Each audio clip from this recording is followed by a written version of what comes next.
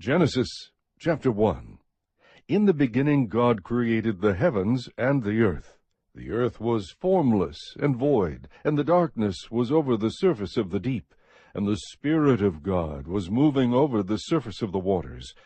Then God said, "Let there be light," and there was light. God saw that the light was good, and God separated the light from the darkness. God called the light day, and the darkness he called night. And there was evening, and there was morning, one day. Then God said, "Let there be an expanse in the midst of the waters, and let it separate the waters from the waters." God made the expanse, and separated the waters which were below the expanse from the waters which were above the expanse, and it was so. God called the expanse heaven, and there was evening, and there was morning, a second day. Then God said, "Let the waters below the heavens be gathered into one place, and let the dry land appear." And it was so. God called the dry land earth, and the gathering of the waters he called seas. And God saw that it was good. Then God said, "Let the earth sprout vegetation, plants yielding seed, and fruit trees on the earth, bearing fruit after their kind, with seed in them." And it was so. The earth brought forth vegetation, plants yielding seed after their kind, and trees bearing fruit with seed in them after their kind. And God saw that it was good. There was evening, and there was morning, a third day. Then God said, "Let there be lights in the expanse of the heavens to separate the day from the night, and let them be for signs, and for seasons, and for days and years. And let them be for lights in the expanse of the heavens, to give light on the earth." And it was so. God made the two great lights, the greater light to govern the day, and the lesser light to govern the night. He made the stars also. God placed them in the expanse of the heavens to give light on the earth, and to govern the day and the night, and to separate the light from the darkness. And God saw that it was good. There was evening, and there was morning, a fourth day. Then God said, "Let the waters teem with swarms of living creatures, and let birds fly above the earth in the open expanse of the heavens." God created the great sea monsters, and every living creature that moves, with which the waters swarmed after their kind, and every winged bird after its kind. And God saw that it was good. God blessed them, saying, "Be fruitful and multiply, and fill the waters in the seas, and let birds multiply on the earth." There was evening, and there was morning, a fifth day. Then God said, "Let the earth bring forth living creatures after their kind, cattle and creeping things, and beasts of the earth after their kind." And it was so. God made the beasts of the earth after their kind, and the cattle after their kind, and everything that creeps on the ground after its kind. And God saw that it was good. Then God said, "Let us make man in our image, according to our likeness, and let them rule over the fish of the sea, and over the birds of the sky, and over the cattle, and over all the earth, and over every creeping thing that creeps on the earth." God created man in his own image. In the image of God he created him. Male and female he created them. God blessed them, and God said to them, "Be fruitful and multiply, and fill the earth, and subdue it, and rule over the fish of the sea, and over the birds of the sky, and over every living thing that moves on the earth." Then God said, "Behold, I have given you every plant yielding seed that is on the surface of all the earth, and every tree which has fruit yielding seed. It shall be food for you. And to every beast of the earth, and to every bird of the sky, and to everything that moves on the earth which has life, I have given every green plant for food." And it was so. God saw all that he had made, and behold, it was very good. And there was evening, and there was morning, the sixth day. Chapter 2. Thus the heavens and the earth were completed, and all their hosts. By the seventh day God completed his work which he had done, and he rested on the seventh day from all his work which he had done. Then God blessed the seventh day, and sanctified it, because in it he rested from all his work which God had created and made. This is the account of the heavens and the earth, when they were created, in the day that the Lord God made earth and heaven. Now no shrub of the field was yet in the earth, and no plant of the field had yet sprouted, for the Lord God had not sent rain upon the earth, and there was no man to cultivate the ground. But a mist used to rise from the earth and water the whole surface of the ground. Then the Lord God formed man of dust from the ground, and breathed into his nostrils the breath of life, and man became a living being. The Lord God planted a garden toward the east in Eden, and there he placed the man whom he had formed. Out of the ground the Lord God caused to grow every tree that is pleasing to the sight and good for food, the tree of life also in the midst of the garden, and the tree of the knowledge of good and evil. Now a river flowed out of Eden to water the garden, and from there it divided and became 4 rivers. The name of the first is Pishon. It flows around the whole land of Havilah, where there is gold. The gold of that land is good, the bdellium and the onyx stone are there. The name of the second river is Gihon. It flows around the whole land of Cush. The name of the third river is Tigris. It flows east of Assyria, and the 4th river is the Euphrates. Then the Lord God took the man and put him into the garden of Eden to cultivate it and keep it. The Lord God commanded the man, saying, From any tree of the garden you may eat freely, but from the tree of the knowledge of good and evil you shall not eat, for in the day that you eat from it you will surely die. Then the Lord God said, It is not good for the man to be alone. I will make him a helper suitable for him. Out of the ground the Lord God formed every beast of the field and every bird of the sky, and brought them to the man to see what he would call them. And whatever the man called a living creature, that was its name. The man gave names to all the cattle, and to the birds of the sky, and to every beast of the field. But for Adam there was not found a helper suitable for him. So the Lord God caused a deep sleep to fall upon the man, and he slept. Then he took one of his ribs, and closed up the flesh at that place. The Lord God fashioned into a woman the rib which he had taken from the man, and brought her to the man. The man said, This is now bone of my bones, and flesh of my flesh. She shall be called woman, because she was taken out of man. For this reason a man shall leave his father and his mother, and be joined to his wife, and they shall become one flesh. And the man and his wife were both naked, and were not ashamed. Chapter 3. Now the serpent was more crafty than any beast of the field which the Lord God had made. And he said to the woman, Indeed, has God said, You shall not eat from any tree of the garden? The woman said to the serpent, From the fruit of the trees of the garden we may eat, but from the fruit of the tree which is in the middle of the garden God has said, You shall not eat from it or touch it, or you will die. The serpent said to the woman, You surely will not die. For God knows that in the day you eat from it your eyes will be opened, and you will be like God, knowing good and evil. When the woman saw that the tree was good for food, and that it was a delight to the eyes, and that the tree was desirable to make one wise, she took from its fruit and ate, and she gave also to her husband with her, and he ate. Then the eyes of both of them were opened, and they knew that they were naked, and they sewed fig leaves together, and made themselves loin coverings. They heard the sound of the Lord God walking in the garden in the cool of the day, and the man and his wife hid themselves from the presence of the Lord God among the trees of the garden. Then the Lord God called to the man, and said to him, Where are you?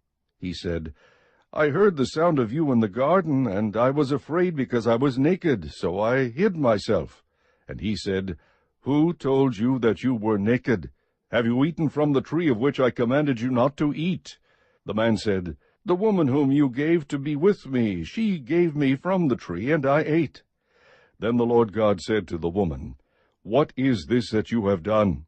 And the woman said, The serpent deceived me, and I ate.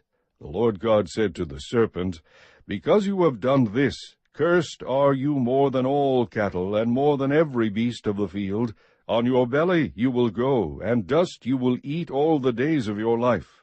And I will put enmity between you and the woman, and between your seed and her seed. He shall bruise you on the head, and you shall bruise him on the heel. To the woman he said, I will greatly multiply your pain in childbirth. In pain you will bring forth children, yet your desire will be for your husband, and he will rule over you. Then to Adam he said, Because you have listened to the voice of your wife, and have eaten from the tree about which I commanded you, saying, You shall not eat from it. Cursed is the ground because of you. In toil you will eat of it all the days of your life. Both thorns and thistles it shall grow for you, and you will eat the plants of the field. By the sweat of your face you will eat bread, till you return to the ground, because from it you were taken, for you are dust, and to dust you shall return. Now the man called his wife's name Eve, because she was the mother of all the living. The Lord God made garments of skin for Adam and his wife, and clothed them. Then the Lord God said, Behold, the man has become like one of us, knowing good and evil. And now he might stretch out his hand, and take also from the tree of life, and eat, and live forever. Therefore the Lord God sent him out from the Garden of Eden to cultivate the ground from which he was taken. So he drove the man out. And at the east of the Garden of Eden he stationed the cherubim and the flaming sword, which turned every direction to guard the way to the tree of life. Chapter 4. Now the man had relations with his wife Eve, and she conceived and gave birth to Cain. And she said, I have gotten a man-child with the help of the Lord. Again she gave birth to his brother Abel. And Abel was a keeper of flocks, but Cain was a tiller of the ground. So it came about in the course of time that Cain brought an offering to the Lord of the fruit of the ground. Abel on his part also brought of the firstlings of his flock, and of their fat portions. And the Lord had regard for Abel and for his offering. But for Cain and for his offering he had no regard.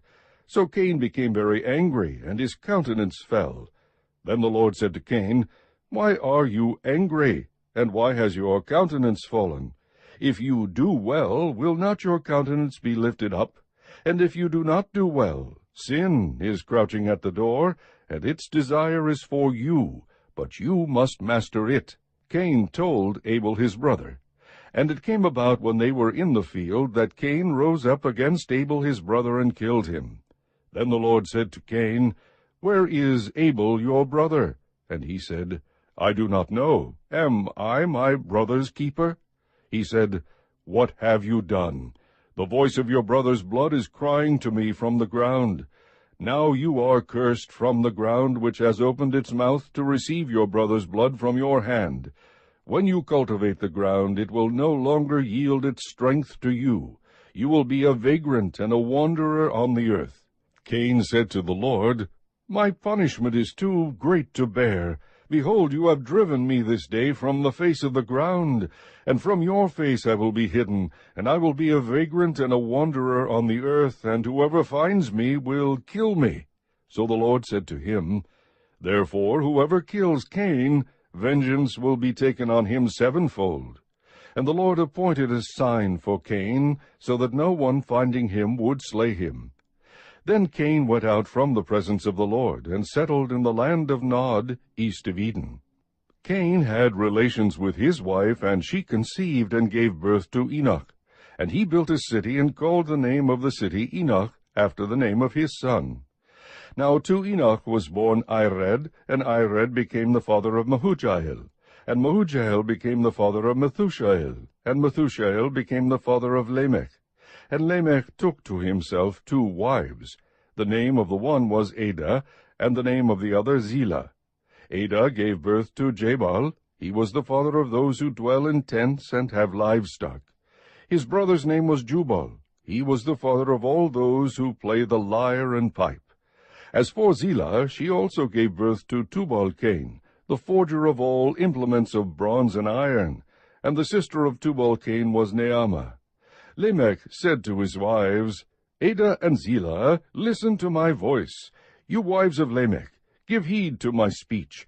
For I have killed a man for wounding me, and a boy for striking me.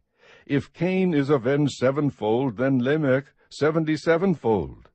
Adam had relations with his wife again, and she gave birth to a son, and named him Seth. For she said, God has appointed me another offspring in place of Abel, for Cain killed him. To Seth, to him also a son was born, and he called his name Enosh. Then men began to call upon the name of the Lord.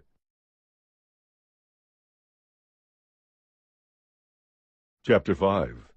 This is the book of the generations of Adam. In the day when God created man, he made him in the likeness of God. He created them male and female, and he blessed them and named them man in the day when they were created. When Adam had lived 130 years, he became the father of a son in his own likeness, according to his image, and named him Seth. Then the days of Adam, after he became the father of Seth, were 800 years, and he had other sons and daughters. So all the days that Adam lived were 930 years, and he died. Seth lived 105 years, and became the father of Enosh. Then Seth lived 807 years after he became the father of Enosh, and he had other sons and daughters. So all the days of Seth were 912 years, and he died. Enosh lived 90 years, and became the father of Kenan. Then Enosh lived 815 years after he became the father of Kenan, and he had other sons and daughters. So all the days of Enosh were 905 years, and he died. Kenan lived 70 years, and became the father of Mahalalel.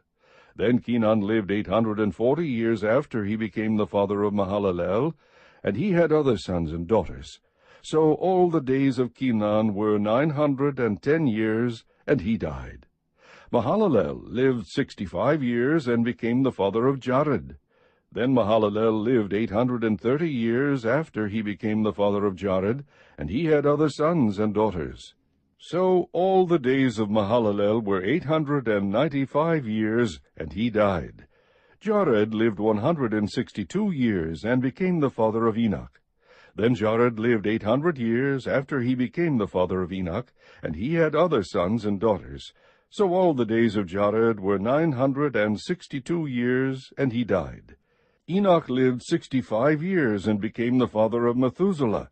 Then Enoch walked with God 300 years after he became the father of Methuselah, and he had other sons and daughters.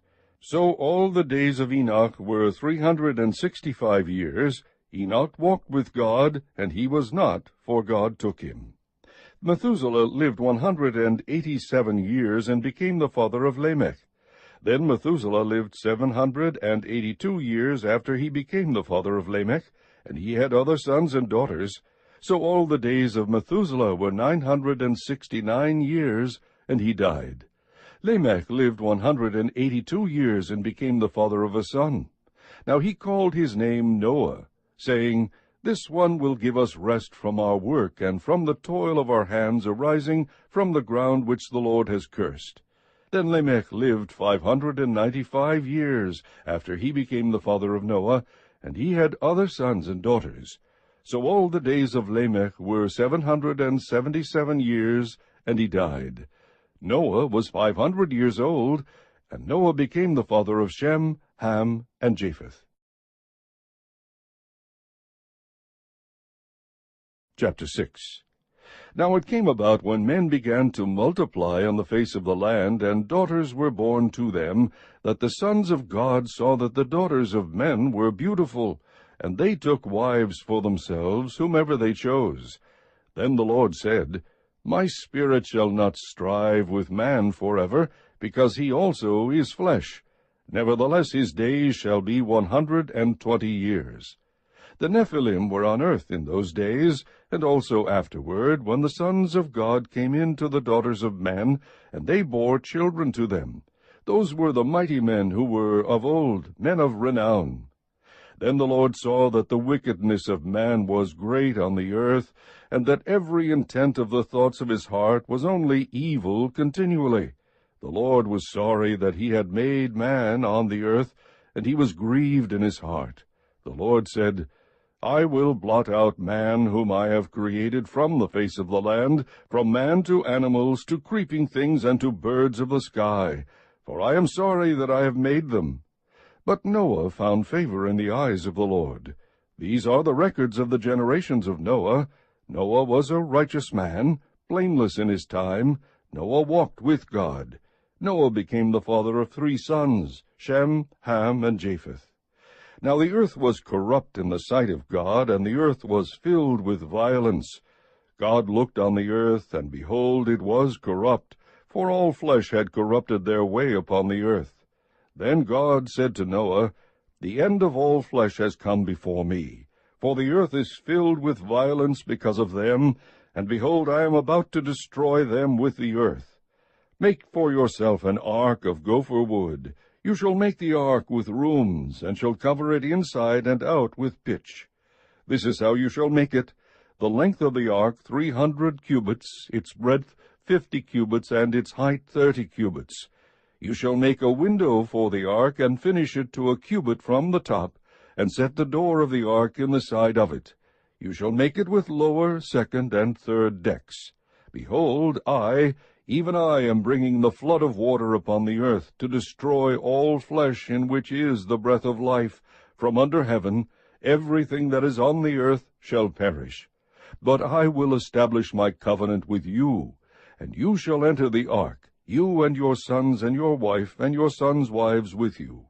And of everything living of all flesh you shall bring 2 of every kind into the ark, to keep them alive with you. They shall be male and female.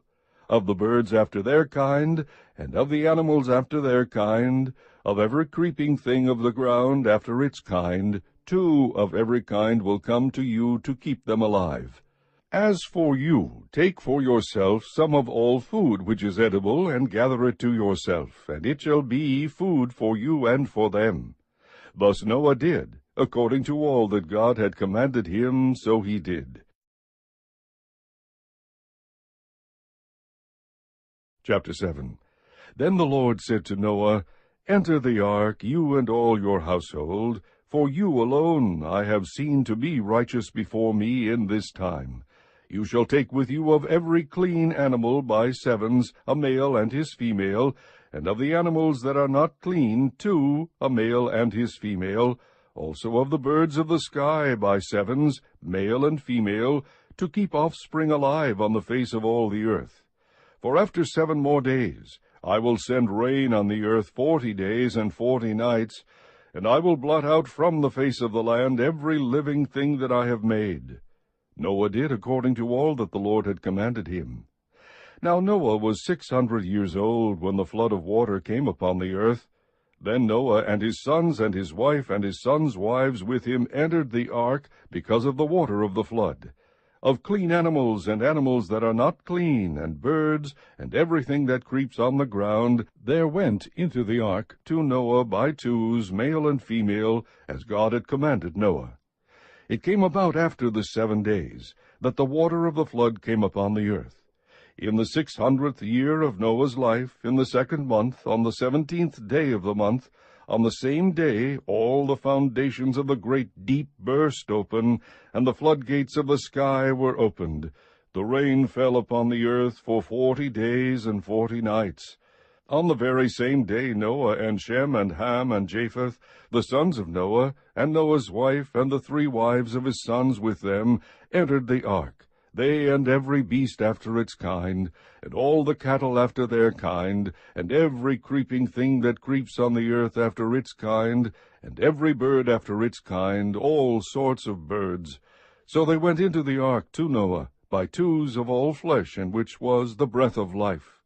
Those that entered, male and female of all flesh, entered as God had commanded him, and the Lord closed it behind him. Then the flood came upon the earth for 40 days, and the water increased and lifted up the ark, so that it rose above the earth. The water prevailed and increased greatly upon the earth, and the ark floated on the surface of the water. The water prevailed more and more upon the earth, so that all the high mountains everywhere under the heavens were covered. The water prevailed 15 cubits higher, and the mountains were covered. All flesh that moved on the earth perished, birds and cattle and beasts, and every swarming thing that swarms upon the earth, and all mankind. Of all that was on the dry land, all in whose nostrils was the breath of the Spirit of life died. Thus he blotted out every living thing that was upon the face of the land, from man to animals to creeping things and to birds of the sky, and they were blotted out from the earth, and only Noah was left, together with those that were with him in the ark. The water prevailed upon the earth 150 days. Chapter 8. But God remembered Noah and all the beasts and all the cattle that were with him in the ark, and God caused a wind to pass over the earth, and the water subsided. Also the fountains of the deep and the floodgates of the sky were closed, and the rain from the sky was restrained. And the water receded steadily from the earth, and at the end of 150 days the water decreased. In the 7th month, on the 17th day of the month, the ark rested upon the mountains of Ararat. The water decreased steadily until the 10th month. In the 10th month, on the 1st day of the month, the tops of the mountains became visible. Then it came about, at the end of 40 days, that Noah opened the window of the ark which he had made, and he sent out a raven, and it flew here and there until the water was dried up from the earth. Then he sent out a dove from him, to see if the water was abated from the face of the land. But the dove found no resting place for the sole of her foot, so she returned to him into the ark, for the water was on the surface of all the earth. Then he put out his hand and took her, and brought her into the ark to himself. So he waited yet another 7 days, and again he sent out the dove from the ark. The dove came to him toward evening, and behold, in her beak was a freshly picked olive leaf. So Noah knew that the water was abated from the earth. Then he waited yet another 7 days, and sent out the dove, but she did not return to him again.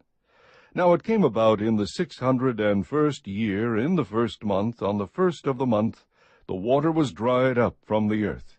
Then Noah removed the covering of the ark, and looked, and behold, the surface of the ground was dried up. In the 2nd month, on the 27th day of the month, the earth was dry. Then God spoke to Noah, saying, Go out of the ark, you and your wife, and your sons' wives with you. Bring out with you every living thing of all flesh that is with you, birds and animals, and every creeping thing that creeps on the earth, that they may breed abundantly on the earth, and be fruitful and multiply on the earth. So Noah went out, and his sons and his wife, and his sons' wives with him. Every beast, every creeping thing, and every bird, everything that moves on the earth, went out by their families from the ark. Then Noah built an altar to the Lord, and took of every clean animal, and of every clean bird, and offered burnt offerings on the altar. The Lord smelled the soothing aroma, and the Lord said to himself, I will never again curse the ground on account of man, for the intent of man's heart is evil from his youth, and I will never again destroy every living thing as I have done. While the earth remains, seed time and harvest, and cold and heat, and summer and winter, and day and night shall not cease. Chapter 9. And God blessed Noah and his sons, and said to them, Be fruitful and multiply, and fill the earth. The fear of you and the terror of you will be on every beast of the earth, and on every bird of the sky, with everything that creeps on the ground, and all the fish of the sea. Into your hand they are given. Every moving thing that is alive shall be food for you. I give all to you, as I gave the green plant. Only you shall not eat flesh with its life, that is, its blood. Surely I will require your life-blood. From every beast I will require it, and from every man's brother I will require the life of man. Whoever sheds man's blood, by man his blood shall be shed, for in the image of God he made man. As for you, be fruitful and multiply, populate the earth abundantly, and multiply in it. Then God spoke to Noah and to his sons with him, saying, Now, behold, I myself do establish my covenant with you, and with your descendants after you, and with every living creature that is with you, the birds, the cattle, and every beast of the earth with you, of all that comes out of the ark, even every beast of the earth. I establish my covenant with you, and all flesh shall never again be cut off by the water of the flood, neither shall there again be a flood to destroy the earth. God said, This is the sign of the covenant which I am making between me and you, and every living creature that is with you, for all successive generations. I set my bow in the cloud, and it shall be for a sign of a covenant between me and the earth. It shall come about, when I bring a cloud over the earth, that the bow will be seen in the cloud, and I will remember my covenant which is between me and you, and every living creature of all flesh, and never again shall the water become a flood to destroy all flesh. When the bow is in the cloud, then I will look upon it, to remember the everlasting covenant between God and every living creature of all flesh that is on the earth. And God said to Noah, This is the sign of the covenant which I have established between me and all flesh that is on the earth. Now the sons of Noah who came out of the ark were Shem, and Ham, and Japheth. And Ham was the father of Canaan. These three were the sons of Noah, and from these the whole earth was populated. Then Noah began farming, and planted a vineyard. He drank of the wine, and became drunk, and uncovered himself inside his tent. Ham, the father of Canaan, saw the nakedness of his father, and told his two brothers outside. But Shem and Japheth took a garment, and laid it upon both their shoulders, and walked backward, and covered the nakedness of their father, and their faces were turned away, so that they did not see their father's nakedness. When Noah awoke from his wine, he knew what his younger son had done to him. So he said, Cursed be Canaan, a servant of servants he shall be to his brothers. He also said, Blessed be the Lord, the God of Shem, and let Canaan be his servant. May God enlarge Japheth, and let him dwell in the tents of Shem, and let Canaan be his servant. Noah lived 350 years after the flood, so all the days of Noah were 950 years, and he died. Chapter 10. Now these are the records of the generations of Shem, Ham, and Japheth, the sons of Noah, and sons were born to them after the flood. The sons of Japheth were Gomer, and Magog, and Madai, and Javan, and Tubal, and Meshech, and Tiras. The sons of Gomer were Ashkenaz, and Riphath, and Togarmah. The sons of Javan were Elisha, and Tarshish, Kittim, and Dodanim. From these the coastlands of the nations were separated into their lands, every one according to his language, according to their families, into their nations. The sons of Ham were Cush, and Mizraim, and Put, and Canaan. The sons of Cush were Seba, and Havilah, and Sabta, and Reamah, and Sabtika. The sons of Reamah were Sheba, and Dedan. Now Cush became the father of Nimrod. He became a mighty one on the earth. He was a mighty hunter before the Lord, therefore it is said, Like Nimrod, a mighty hunter before the Lord. The beginning of his kingdom was Babel, and Erech, and Akkad, and Calneh, in the land of Shinar. From that land he went forth into Assyria, and built Nineveh, and Rehoboth, Ir, and Calah, and Resen between Nineveh and Calah, that is, the great city.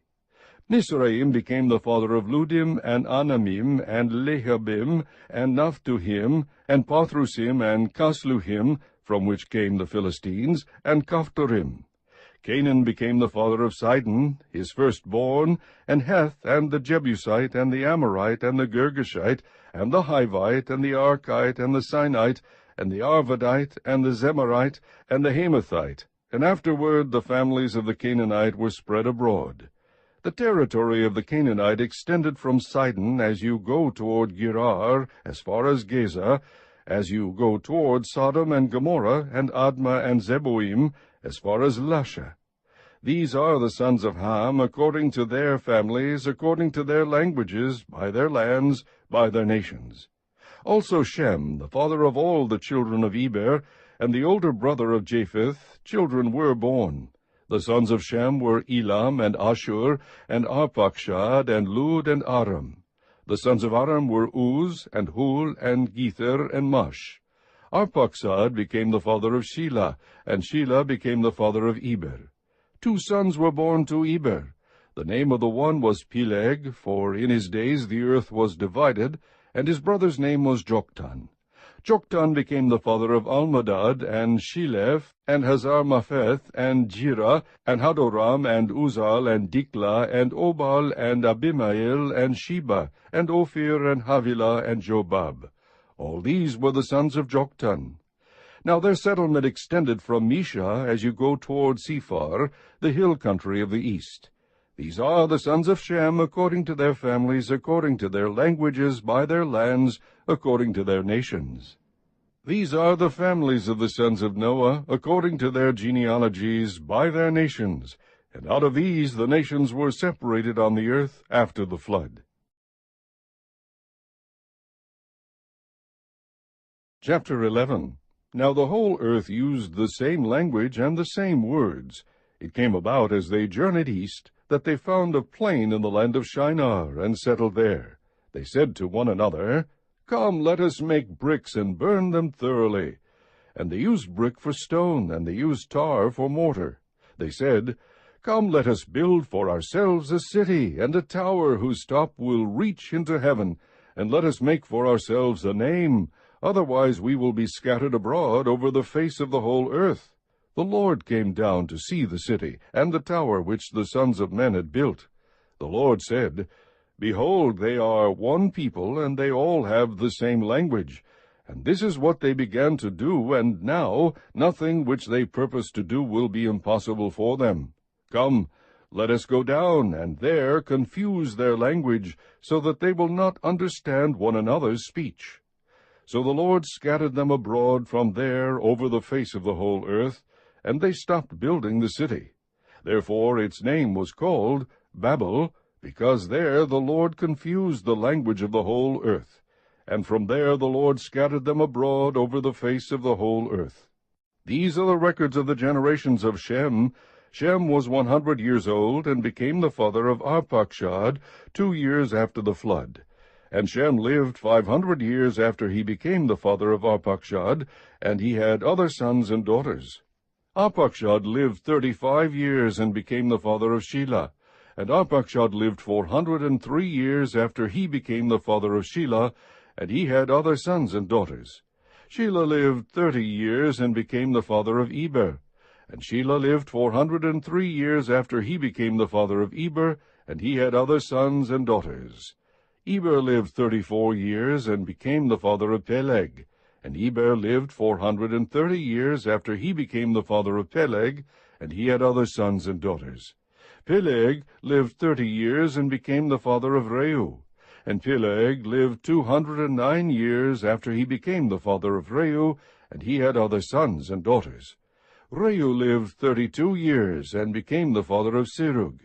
And Reu lived 207 years after he became the father of Serug, and he had other sons and daughters. Serug lived 30 years, and became the father of Nahor. And Serug lived 200 years after he became the father of Nahor, and he had other sons and daughters. Nahor lived 29 years, and became the father of Terah. And Nahor lived 119 years after he became the father of Terah, and he had other sons and daughters. Terah lived 70 years, and became the father of Abram, and Nahor, and Haran. Now these are the records of the generations of Terah. Terah became the father of Abram, Nahor, and Haran. And Haran became the father of Lot. Haran died in the presence of his father Terah in the land of his birth, in Ur of the Chaldeans. Abram and Nahor took wives for themselves. The name of Abram's wife was Sarai, and the name of Nahor's wife was Milcah, the daughter of Haran, the father of Milcah and Iscah. Sarai was barren, she had no child. Terah took Abram his son, and Lot, the son of Haran, his grandson, and Sarai his daughter-in-law, his son Abram's wife, and they went out together from Ur of the Chaldeans in order to enter the land of Canaan. And they went as far as Haran, and settled there. The days of Terah were 205 years, and Terah died in Haran.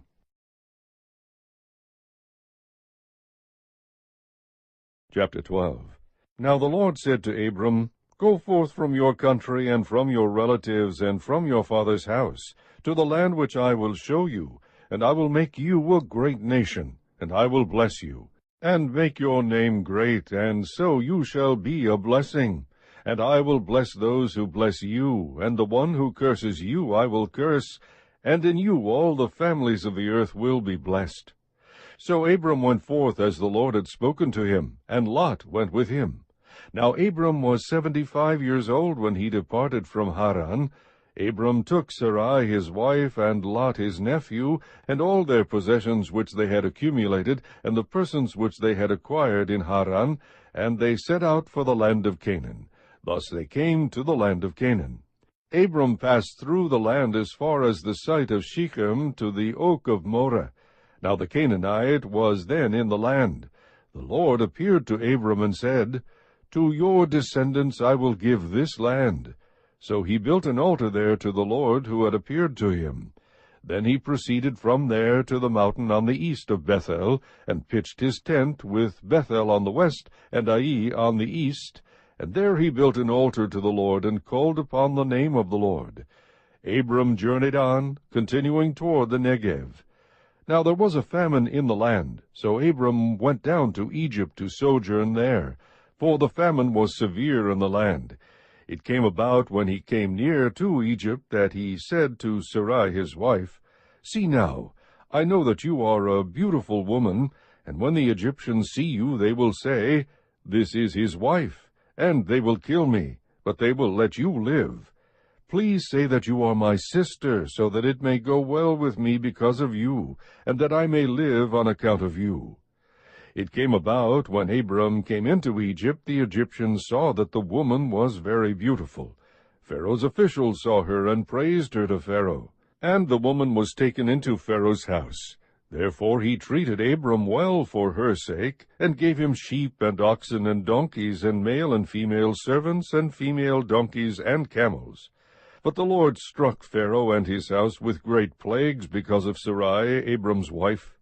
Then Pharaoh called Abram and said, What is this you have done to me? Why did you not tell me that she was your wife? Why did you say, She is my sister, so that I took her for my wife? Now then, here is your wife, take her and go. Pharaoh commanded his men concerning him, and they escorted him away with his wife and all that belonged to him.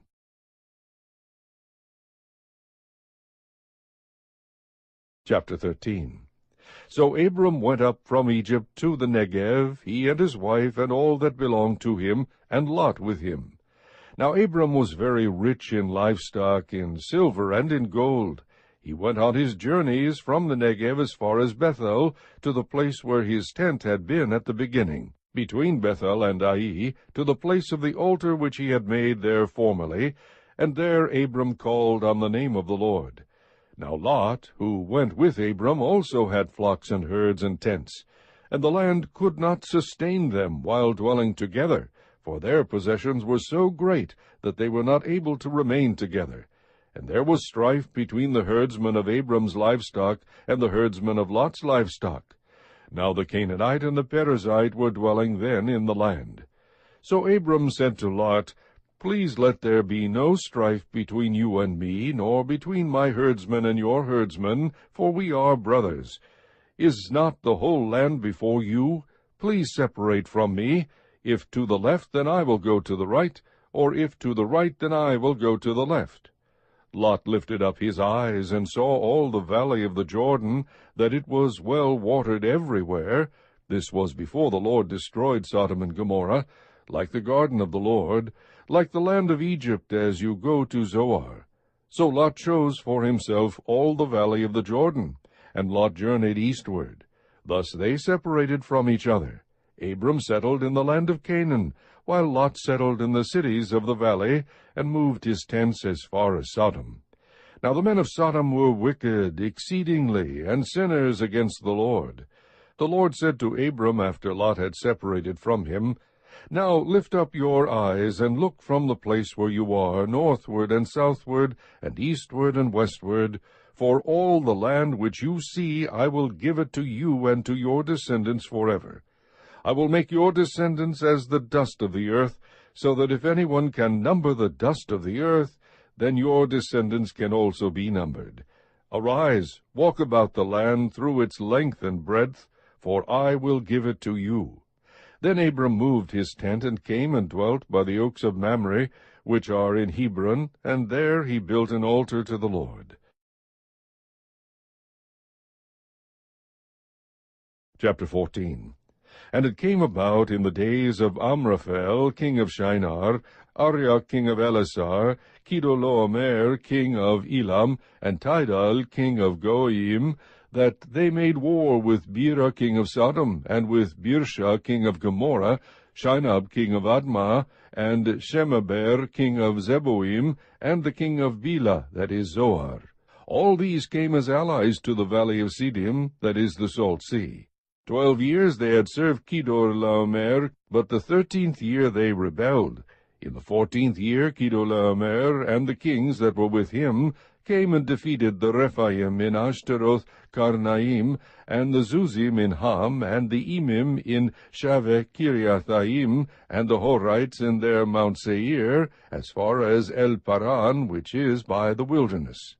Then they turned back and came to Mishpat, that is Kadesh, and conquered all the country of the Amalekites, and also the Amorites who lived in Hazazon Tamar. And the king of Sodom, and the king of Gomorrah, and the king of Admah, and the king of Zeboim, and the king of Bela, that is Zoar, came out. And they arrayed for battle against them in the valley of Siddim, against Chedorlaomer, king of Elam, and Tidal, king of Goyim, and Amraphel, king of Shinar, and Arioch, king of Elasar. 4 kings against 5. Now the valley of Siddim was full of tar pits, and the kings of Sodom and Gomorrah fled, and they fell into them. But those who survived fled to the hill country. Then they took all the goods of Sodom and Gomorrah, and all their food supply, and departed. They also took Lot, Abram's nephew, and his possessions, and departed, for he was living in Sodom. Then a fugitive came and told Abram the Hebrew. Now he was living by the oaks of Mamre the Amorite, brother of Eshcol, and brother of Aner, and these were allies with Abram. When Abram heard that his relative had been taken captive, he led out his trained men, born in his house, 318, and went in pursuit as far as Dan. He divided his forces against them by night, he and his servants, and defeated them, and pursued them as far as Hobah, which is north of Damascus. He brought back all the goods, and also brought back his relative Lot with his possessions, and also the women and the people. Then after his return from the defeat of Chedorlaomer and the kings who were with him, the king of Sodom went out to meet him at the valley of Shaveh, that is the king's valley. And Melchizedek, king of Salem, brought out bread and wine. Now he was a priest of God Most High. He blessed him and said, Blessed be Abraham of God Most High, possessor of heaven and earth. And blessed be God Most High, who has delivered your enemies into your hand. He gave him 1/10 of all.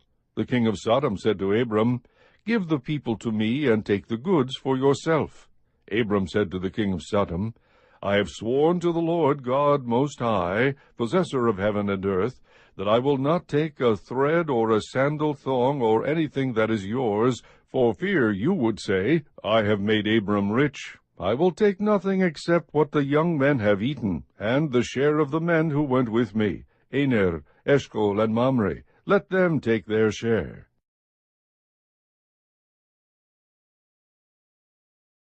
Chapter 15. After these things the word of the Lord came to Abram in a vision, saying, Do not fear, Abram, I am a shield to you, your reward shall be very great. Abram said, O Lord God, what will you give me, since I am childless, and the heir of my house is Eliezer of Damascus? And Abram said, Since you have given no offspring to me, one born in my house is my heir. Then behold, the word of the Lord came to him, saying, This man will not be your heir, but one who will come forth from your own body, he shall be your heir. And he took him outside, and said, Now look toward the heavens, and count the stars, if you are able to count them. And he said to him, So shall your descendants be. Then he believed in the Lord, and he reckoned it to him as righteousness. And he said to him, I am the Lord who brought you out of Ur of the Chaldeans, to give you this land to possess it. He said, O Lord God, how may I know that I will possess it? So he said to him, Bring me a 3-year-old heifer, and a 3-year-old female goat, and a 3-year-old ram, and a turtle-dove, and a young pigeon. Then he brought all these to him, and cut them in two, and laid each half opposite the other. But he did not cut the birds. The birds of prey came down upon the carcasses, and Abram drove them away. Now when the sun was going down, a deep sleep fell upon Abram, and behold, terror and great darkness fell upon him. God said to Abram, Know for certain that your descendants will be strangers in a land that is not theirs, where they will be enslaved and oppressed 400 years. But I will also judge the nation whom they will serve, and afterward they will come out with many possessions. As for you, you shall go to your fathers in peace. You will be buried at a good old age. Then in the 4th generation they will return here, for the iniquity of the Amorite is not yet complete. It came about when the sun had set, that it was very dark, and behold, there appeared a smoking oven and a flaming torch which passed between these pieces. On that day the Lord made a covenant with Abram, saying, To your descendants I have given this land, from the river of Egypt as far as the great river, the river Euphrates, the Kenite, and the Kenizzite, and the Cadmonite, and the Hittite, and the Perizzite, and the Rephaim, and the Amorite, and the Canaanite, and the Girgashite, and the Jebusite.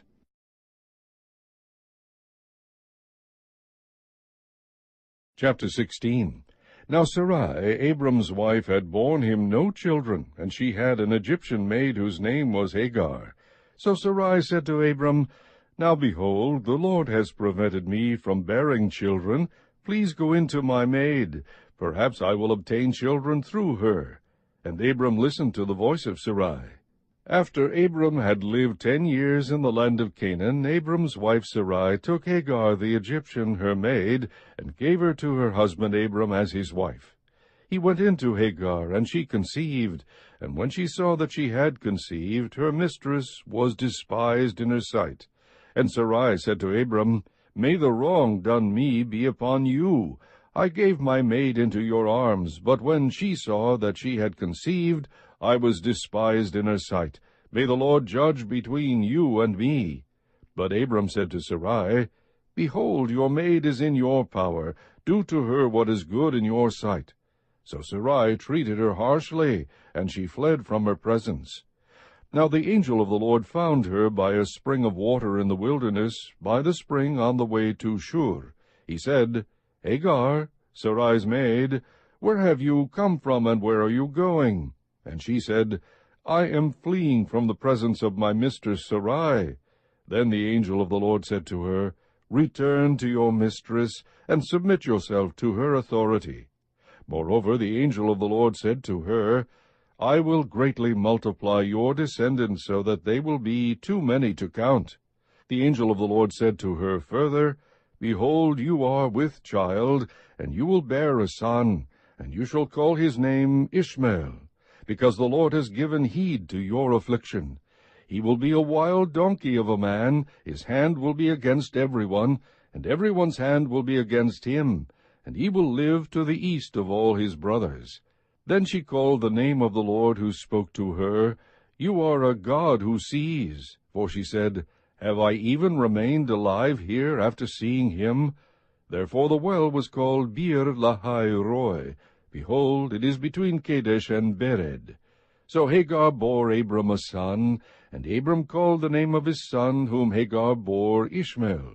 Abram was 86 years old when Hagar bore Ishmael to him. Chapter 17. Now when Abram was 99 years old, the Lord appeared to Abram and said to him, I am God Almighty. Walk before me, and be blameless. I will establish my covenant between me and you, and I will multiply you exceedingly. Abram fell on his face, and God talked with him, saying, As for me, behold, my covenant is with you, and you will be the father of a multitude of nations. No longer shall your name be called Abram, but your name shall be Abraham, for I have made you the father of a multitude of nations. I will make you exceedingly fruitful, and I will make nations of you, and kings will come forth from you. I will establish my covenant between me and you and your descendants after you throughout their generations for an everlasting covenant, to be God to you and to your descendants after you. I will give to you and to your descendants after you the land of your sojournings, all the land of Canaan, for an everlasting possession, and I will be their God. God said further to Abraham, Now as for you, you shall keep my covenant, you and your descendants after you throughout their generations.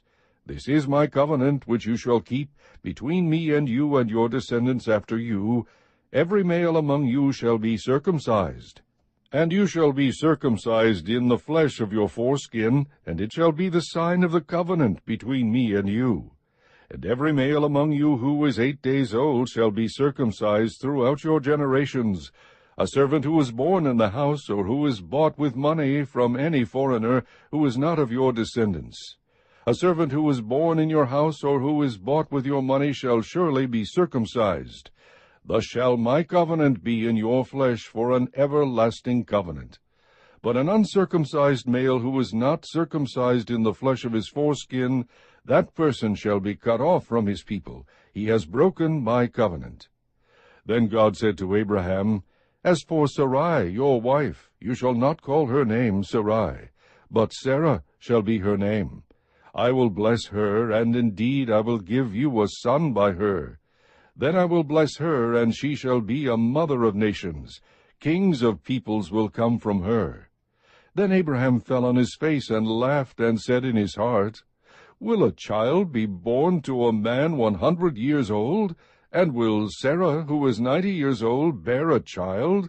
And Abraham said to God, Oh, that Ishmael might live before you. But God said, No, but Sarah your wife will bear you a son, and you shall call his name Isaac. And I will establish my covenant with him for an everlasting covenant for his descendants after him. As for Ishmael, I have heard you. Behold, I will bless him, and will make him fruitful, and will multiply him exceedingly. He shall become the father of 12 princes, and I will make him a great nation. But my covenant I will establish with Isaac, whom Sarah will bear to you at this season next year. When he finished talking with him, God went up from Abraham. Then Abraham took Ishmael his son, and all the servants who were born in his house, and all who were bought with his money, every male among the men of Abraham's household, and circumcised the flesh of their foreskin in the very same day, as God had said to him. Now Abraham was 99 years old when he was circumcised in the flesh of his foreskin. And Ishmael his son was 13 years old when he was circumcised in the flesh of his foreskin. In the very same day Abraham was circumcised, and Ishmael his son. All the men of his household who were born in the house, or bought with money from a foreigner, were circumcised with him.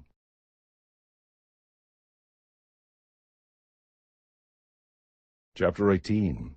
Now the Lord appeared to him by the oaks of Mamre, while he was sitting at the tent door in the heat of the day. When he lifted up his eyes and looked, behold, 3 men were standing opposite him. And when he saw them, he ran from the tent door to meet them, and bowed himself to the earth, and said, My Lord, if now I have found favor in your sight, please do not pass your servant by. Please let a little water be brought, and wash your feet, and rest yourselves under the tree, and I will bring a piece of bread that you may refresh yourselves. After that you may go on, since you have visited your servant. And they said, So do as you have said. So Abraham hurried into the tent to Sarah and said, Quickly, prepare 3 measures of fine flour, knead it, and make bread cakes. Abraham also ran to the herd, and took a tender and choice calf, and gave it to the servant, and he hurried to prepare it. He took curds and milk and the calf which he had prepared, and placed it before them, and he was standing by them under the tree as they ate. Then they said to him, Where is Sarah your wife? And he said, There, in the tent. He said, I will surely return to you at this time next year, and behold, Sarah your wife will have a son. And Sarah was listening at the tent door, which was behind him. Now Abraham and Sarah were old, advanced in age. Sarah was past childbearing. Sarah laughed to herself, saying, After I have become old, shall I have pleasure, my Lord being old also? And the Lord said to Abraham, Why did Sarah laugh, saying, Shall I indeed bear a child when I am so old? Is anything too difficult for the Lord? At the appointed time I will return to you, at this time next year, and Sarah will have a son. Sarah denied it, however, saying, I did not laugh, for she was afraid. And he said, No, but you did laugh. Then the men rose up from there and looked down toward Sodom, and Abraham was walking with them to send them off. The Lord said, Shall I hide from Abraham what I am about to do, since Abraham will surely become a great and mighty nation, and in him all the nations of the earth will be blessed? For I have chosen him, so that he may command his children and his household after him to keep the way of the Lord, by doing righteousness and justice, so that the Lord may bring upon Abraham what he has spoken about him. And the Lord said, The outcry of Sodom and Gomorrah is indeed great, and their sin is exceedingly grave. I will go down now, and see if they have done entirely according to its outcry, which has come to me, and if not, I will know. Then the men turned away from there and went toward Sodom, while Abraham was still standing before the Lord. Abraham came near and said, Will you indeed sweep away the righteous with the wicked? Suppose there are 50 righteous within the city. Will you indeed sweep it away, and not spare the place for the sake of the 50 righteous who are in it? Far be it from you to do such a thing, to slay the righteous with the wicked, so that the righteous and the wicked are treated alike. Far be it from you. Shall not the judge of all the earth deal justly? So the Lord said, If I find in Sodom 50 righteous within the city, then I will spare the whole place on their account. And Abraham replied, Now, behold, I have ventured to speak to the Lord, although I am but dust and ashes. Suppose the 50 righteous are lacking 5, will you destroy the whole city because of 5? And he said, I will not destroy it if I find 45 there. He spoke to him yet again and said, Suppose 40 are found there. And he said, I will not do it on account of the 40. Then he said, O may the Lord not be angry, and I shall speak. Suppose 30 are found there. And he said, I will not do it if I find 30 there. And he said, Now behold, I have ventured to speak to the Lord. Suppose 20 are found there. And he said, I will not destroy it on account of the 20. Then he said, O may the Lord not be angry, and I shall speak only this once. Suppose 10 are found there. And he said, I will not destroy it on account of the 10. As soon as he had finished speaking to Abraham, the Lord departed, and Abraham returned to his place.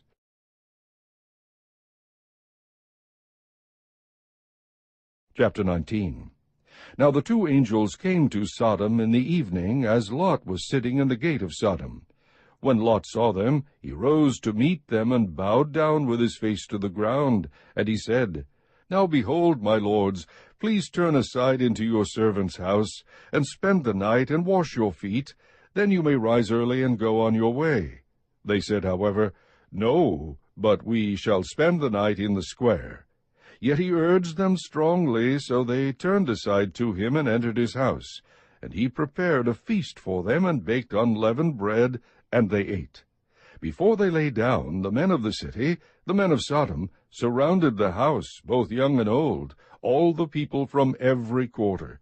And they called to Lot and said to him, "Where are the men who came to you tonight?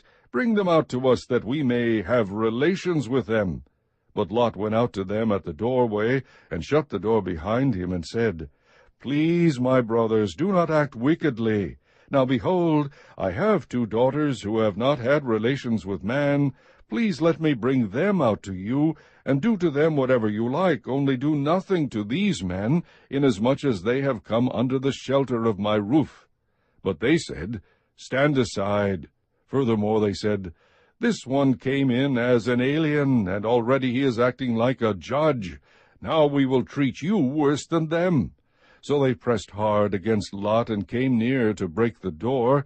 But the men reached out their hands, and brought Lot into the house with them, and shut the door. They struck the men who were at the doorway of the house with blindness, both small and great, so that they wearied themselves trying to find the doorway.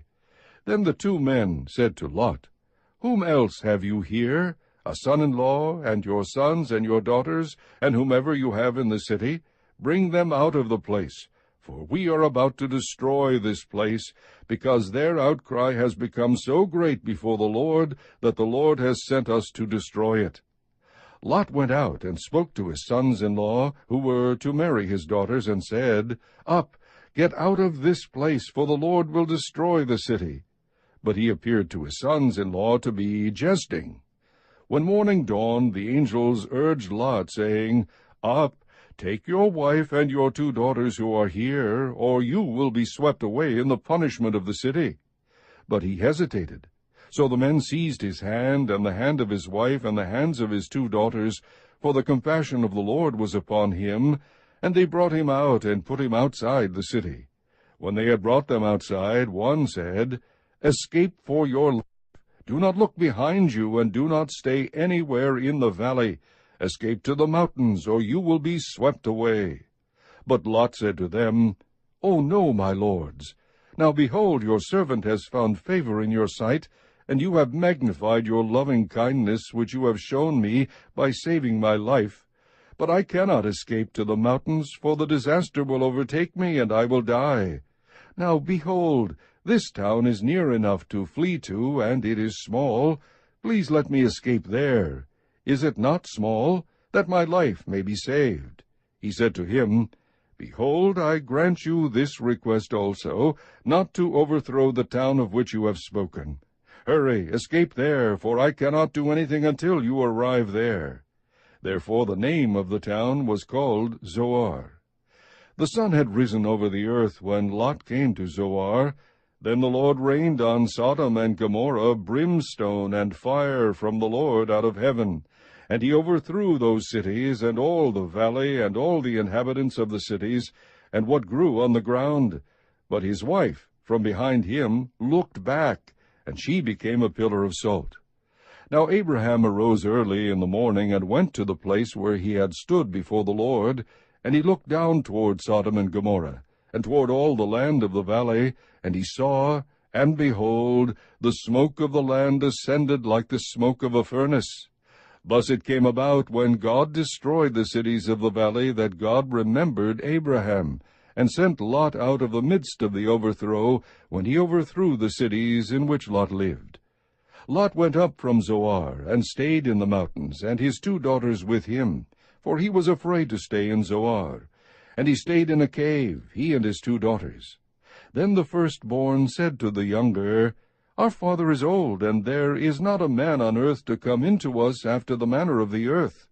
Come, let us make our father drink wine, and let us lie with him, that we may preserve our family through our father." So they made their father drink wine that night, and the firstborn went in and lay with her father. And he did not know when she lay down or when she arose. On the following day the firstborn said to the younger, "Behold, I lay last night with my father. Let us make him drink wine tonight also. Then you go in and lie with him, that we may preserve our family through our father." So they made their father drink wine that night also, and the younger arose and lay with him, and he did not know when she lay down or when she arose. Thus both the daughters of Lot were with child by their father. The firstborn bore a son, and called his name Moab. He is the father of the Moabites to this day. As for the younger, she also bore a son, and called his name Ben-Ammi. He is the father of the sons of Ammon to this day.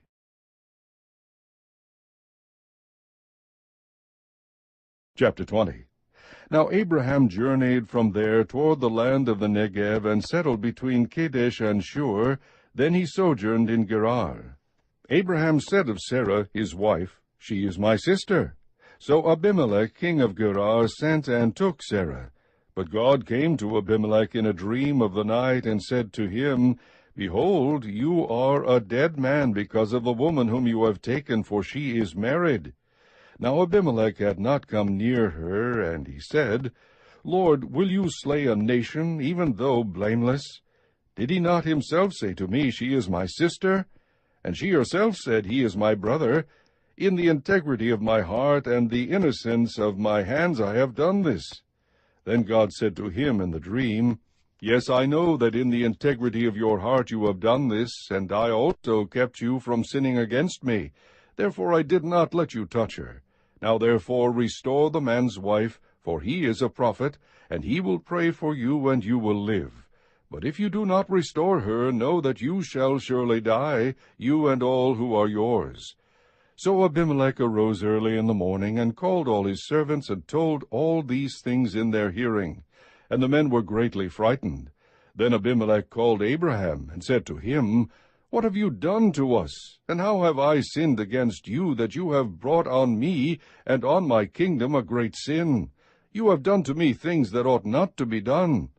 And Abimelech said to Abraham, What have you encountered that you have done this thing? Abraham said, Because I thought, Surely there is no fear of God in this place, and they will kill me because of my wife. Besides, she actually is my sister, the daughter of my father, but not the daughter of my mother, and she became my wife.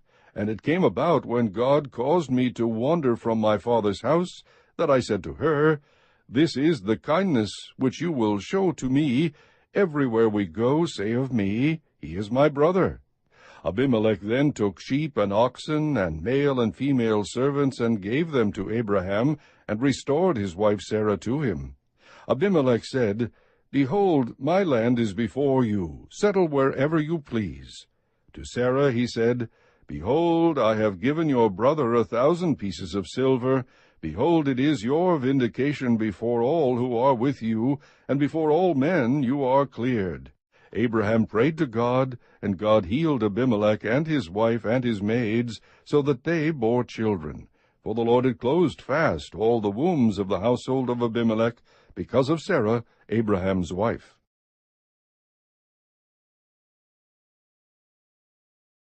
Chapter 21. Then the Lord took note of Sarah as he had said, and the Lord did for Sarah as he had promised. So Sarah conceived and bore a son to Abraham in his old age, at the appointed time of which God had spoken to him. Abraham called the name of his son who was born to him, whom Sarah bore to him, Isaac. Then Abraham circumcised his son Isaac when he was 8 days old, as God had commanded him. Now Abraham was 100 years old when his son Isaac was born to him. Sarah said, God has made laughter for me. Everyone who hears will laugh with me. And she said, Who would have said to Abraham that Sarah would nurse children? Yet I have borne him a son in his old age. The child grew and was weaned, and Abraham made a great feast on the day that Isaac was weaned. Now Sarah saw the son of Hagar, the Egyptian, whom she had borne to Abraham, mocking. Therefore she said to Abraham, Drive out this maid and her son, for the son of this maid shall not be an heir with my son Isaac. The matter distressed Abraham greatly because of his son, but God said to Abraham, Do not be distressed because of the lad and your maid. Whatever Sarah tells you, listen to her, for through Isaac your descendants shall be named. And of the son of the maid I will make a nation also, because he is your descendant. So Abraham rose early in the morning, and took bread and a skin of water, and gave them to Hagar, putting them on her shoulder, and gave her the boy, and sent her away.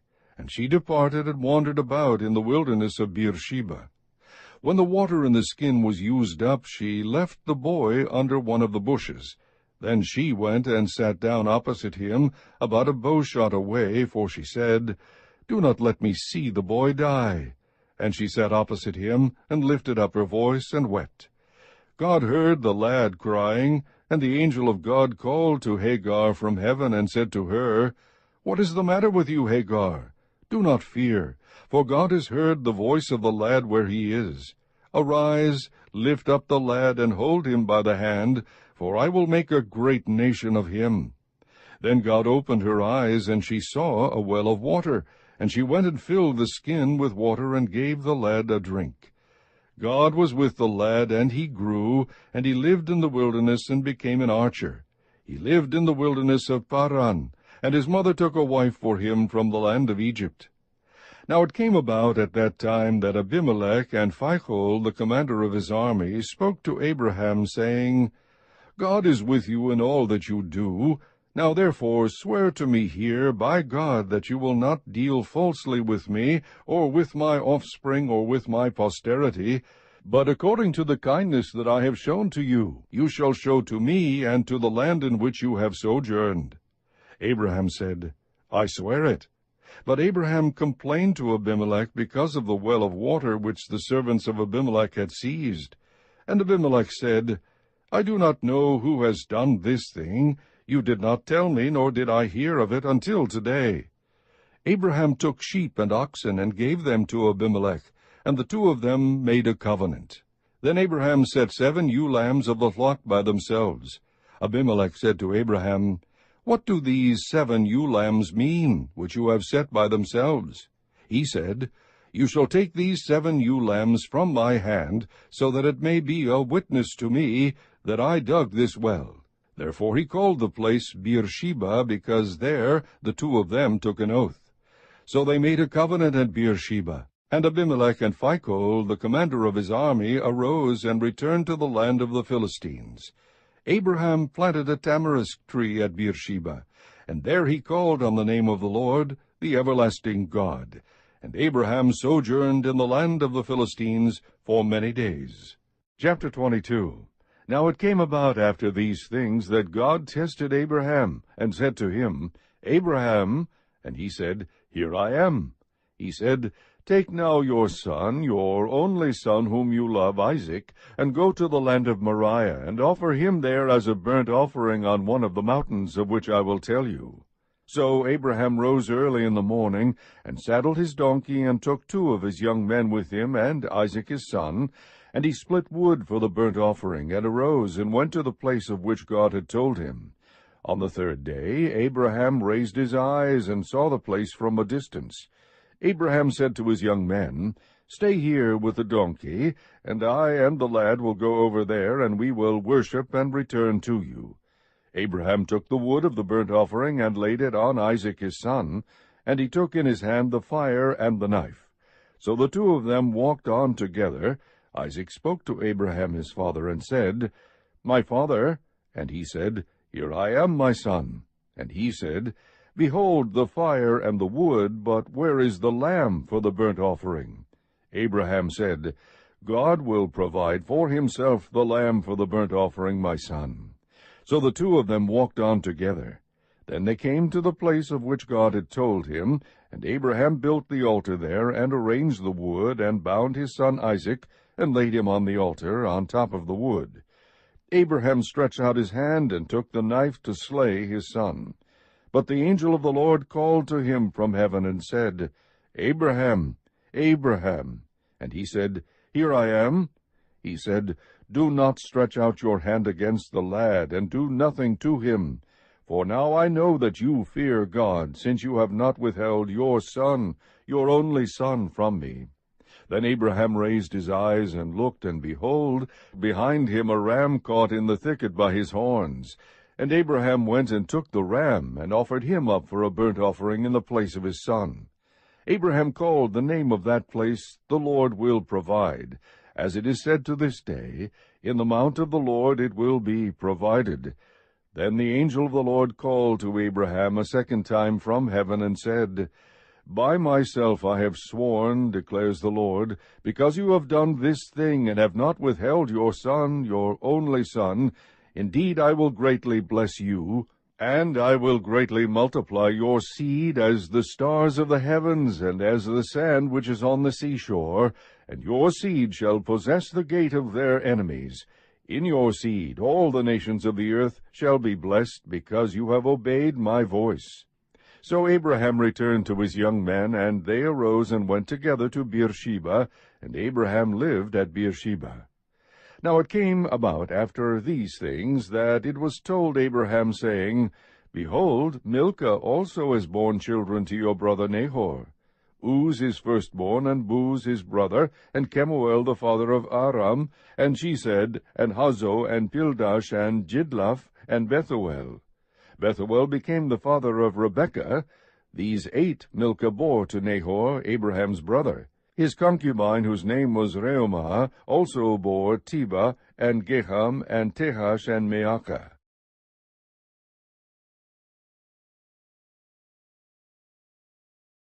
Chapter 23.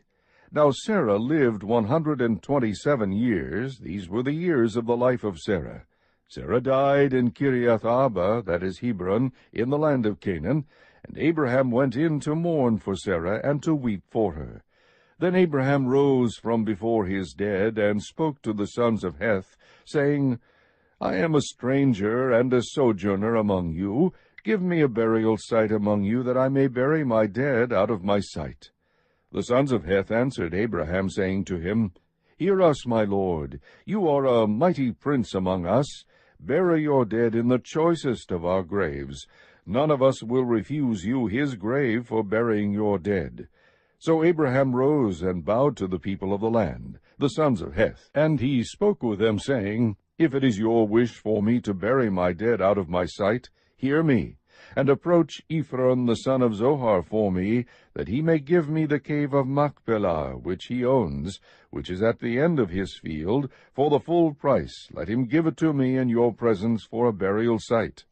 Now Ephron was sitting among the sons of Heth, and Ephron the Hittite answered Abraham in the hearing of the sons of Heth, even of all who went in at the gate of his city, saying, No, my lord, hear me. I give you the field, and I give you the cave that is in it. In the presence of the sons of my people I give it to you. Bury your dead. And Abraham bowed before the people of the land.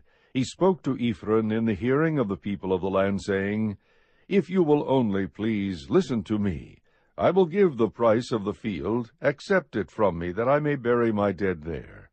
Then Ephron answered Abraham, saying to him, My lord, listen to me. A piece of land worth 400 shekels of silver. What is that between me and you? So bury your dead. Abraham listened to Ephron, and Abraham weighed out for Ephron the silver which he had named in the hearing of the sons of Heth, 400 shekels of silver, commercial standard.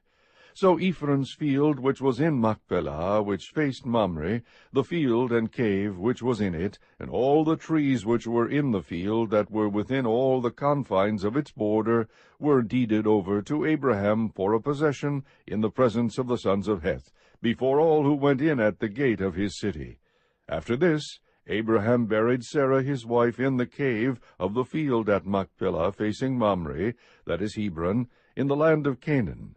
So the field and the cave that is in it were deeded over to Abraham for a burial site by the sons of Heth.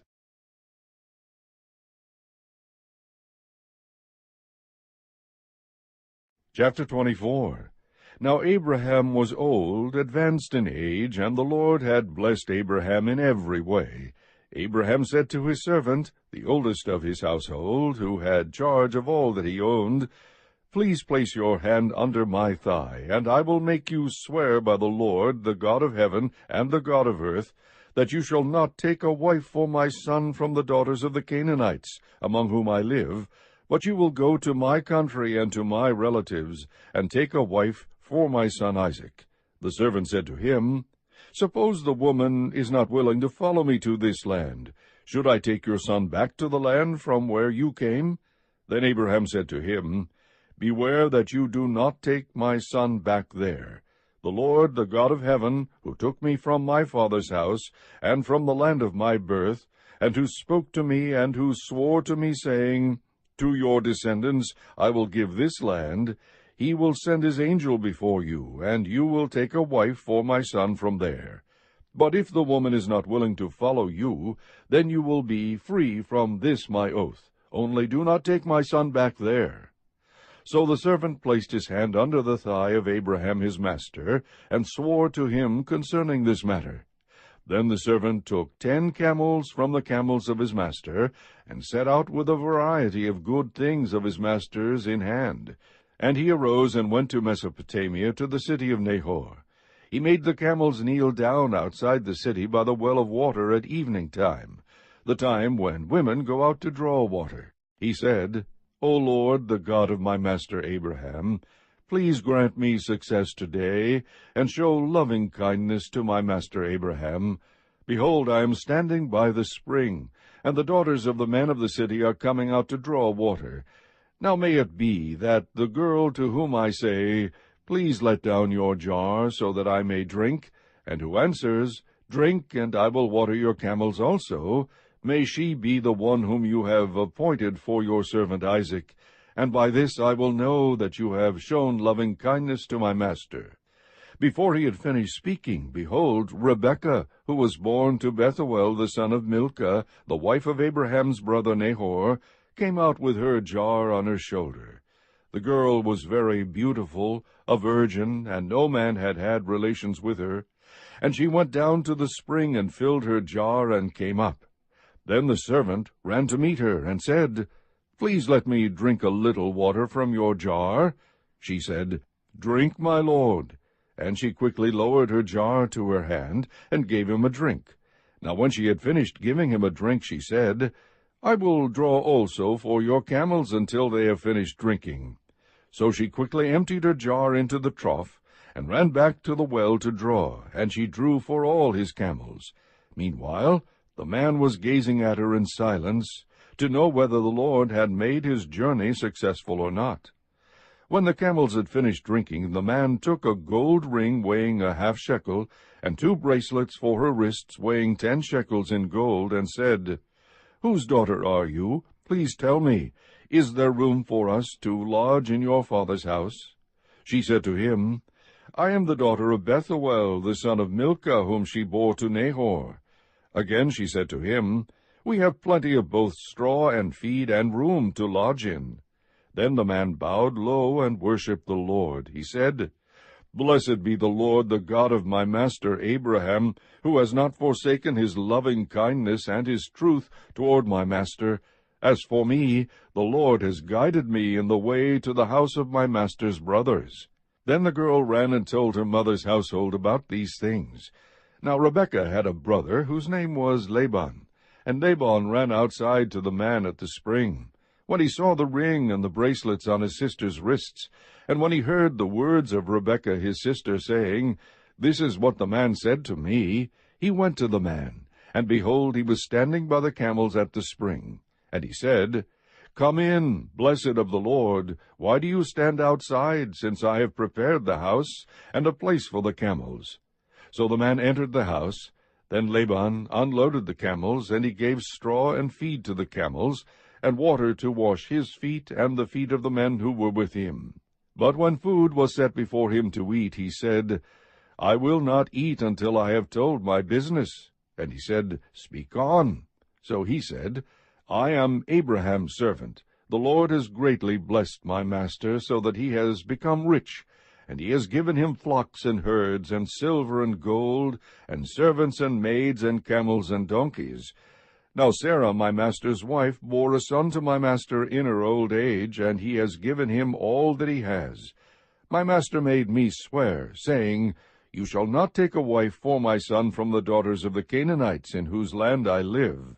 But you shall go to my father's house and to my relatives, and take a wife for my son.'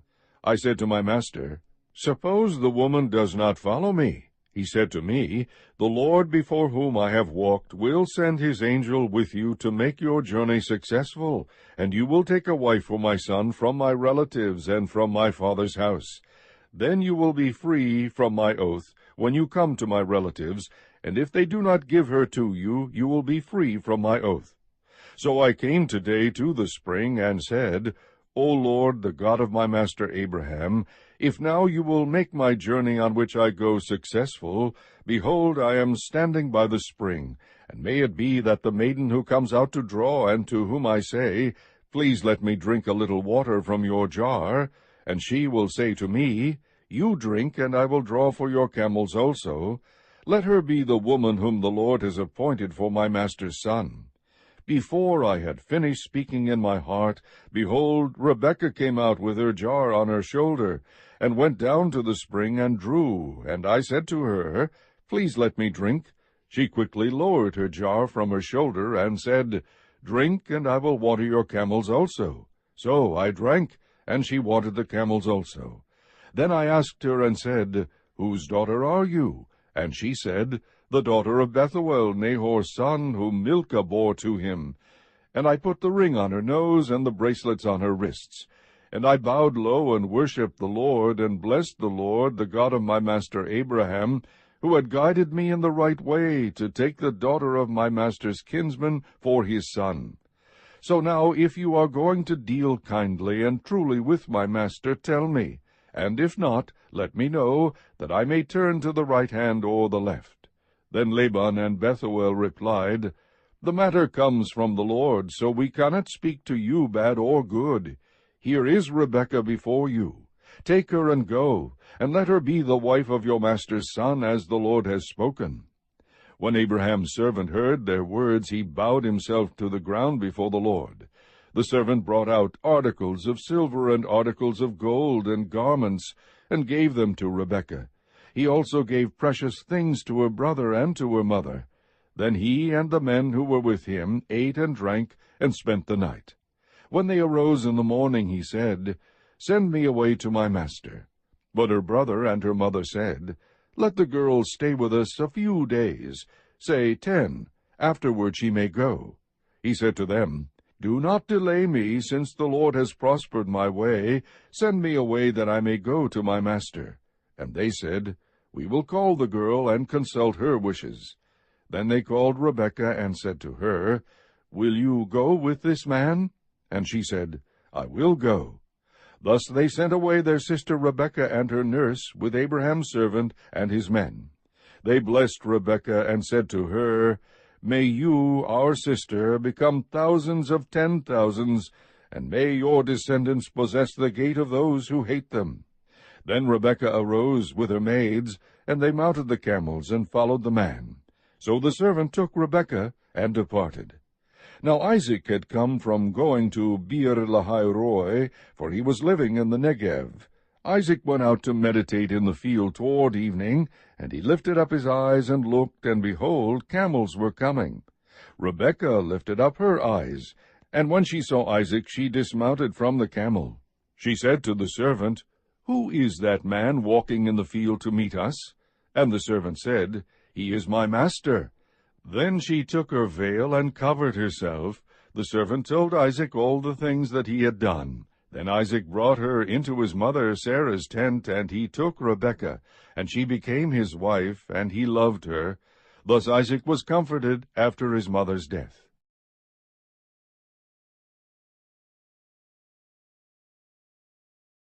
Chapter 25. Now Abraham took another wife, whose name was Keturah. She bore to him Zimran, and Jokshan, and Medan, and Midian, and Ishbak, and Shua. Jokshan became the father of Sheba and Dedan. And the sons of Dedan were Ashurim, and Letushim, and Leumim. The sons of Midian were Ephah, and Epher, and Hanach, and Abida, and Eldeah. All these were the sons of Keturah. Now Abraham gave all that he had to Isaac, but to the sons of his concubines Abraham gave gifts while he was still living, and sent them away from his son Isaac eastward to the land of the east. These are all the years of Abraham's life that he lived, 175 years. Abraham breathed his last and died in a ripe old age, an old man and satisfied with life, and he was gathered to his people.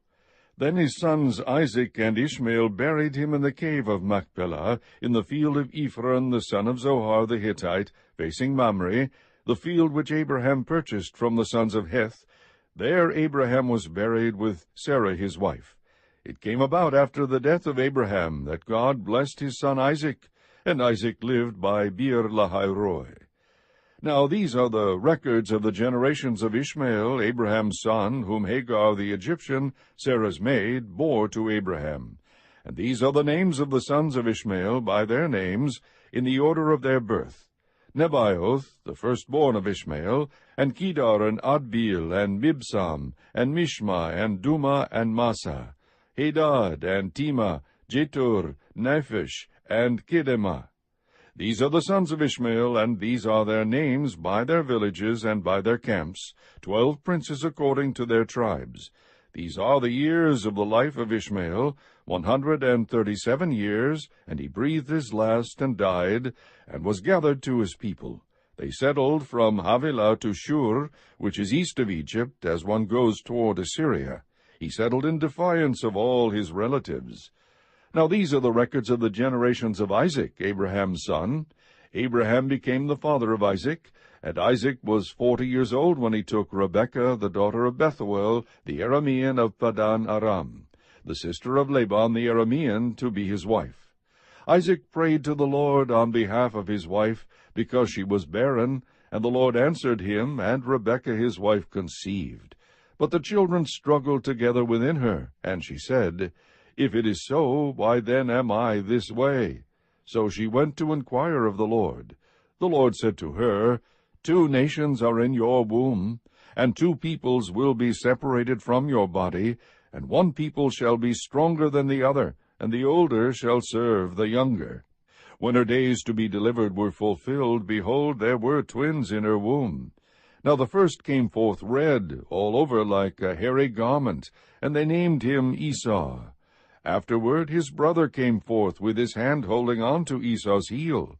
So his name was called Jacob, and Isaac was 60 years old when she gave birth to them. When the boys grew up, Esau became a skillful hunter, a man of the field, but Jacob was a peaceful man, living in tents. Now Isaac loved Esau, because he had a taste for game, but Rebekah loved Jacob. When Jacob had cooked stew, Esau came in from the field, and he was famished. And Esau said to Jacob, Please let me have a swallow of that red stuff there, for I am famished. Therefore his name was called Edom. But Jacob said, First sell me your birthright. Esau said, Behold, I am about to die, so of what use then is the birthright to me? And Jacob said, First swear to me. So he swore to him, and sold his birthright to Jacob. Then Jacob gave Esau bread and lentil stew, and he ate and drank, and rose and went on his way. Thus Esau despised his birthright.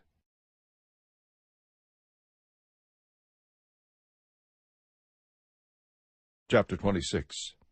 Now there was a famine in the land, besides the previous famine that had occurred in the days of Abraham. So Isaac went to Gerar, to Abimelech king of the Philistines. The Lord appeared to him and said, Do not go down to Egypt. Stay in the land of which I shall tell you. Sojourn in this land, and I will be with you and bless you. For to you and to your descendants I will give all these lands. I will establish the oath which I swore to your father Abraham. I will multiply your descendants as the stars of heaven, and will give your descendants all these lands. And by your descendants all the nations of the earth shall be blessed, because Abraham obeyed me, and kept my charge, my commandments, my statutes, and my laws. So Isaac lived in Gerar. When the men of the place asked about his wife, he said, She is my sister. For he was afraid to say my wife, thinking, The men of the place might kill me on account of Rebekah, for she is beautiful. It came about, when he had been there a long time, that Abimelech king of the Philistines looked out through a window, and saw, and behold, Isaac was caressing his wife Rebekah. Then Abimelech called Isaac and said, Behold, certainly she is your wife. How then did you say she is my sister? And Isaac said to him, Because I said, I might die on account of her. Abimelech said, What is this you have done to us? One of the people might easily have lain with your wife, and you would have brought guilt upon us. So Abimelech charged all the people, saying, He who touches this man or his wife shall surely be put to death. Now Isaac sowed in that land, and reaped in the same year 100-fold. And the Lord blessed him, and the man became rich, and continued to grow richer until he became very wealthy, for he had possessions of flocks and herds, and a great household, so that the Philistines envied him. Now all the wells which his father's servants had dug in the days of Abraham his father, the Philistines stopped up, by filling them with earth. Then Abimelech said to Isaac, Go away from us, for you are too powerful for us. And Isaac departed from there, and camped in the valley of Gerar, and settled there. Then Isaac dug again the wells of water which had been dug in the days of his father Abraham, for the Philistines had stopped them up after the death of Abraham. And he gave them the same names which his father had given them. But when Isaac's servants dug in the valley, and found there a well of flowing water, the herdsmen of Gerar quarreled with the herdsmen of Isaac, saying, The water is ours. So he named the well Ezek, because they contended with him. Then they dug another well, and they quarreled over it too. So he named it Sitnah.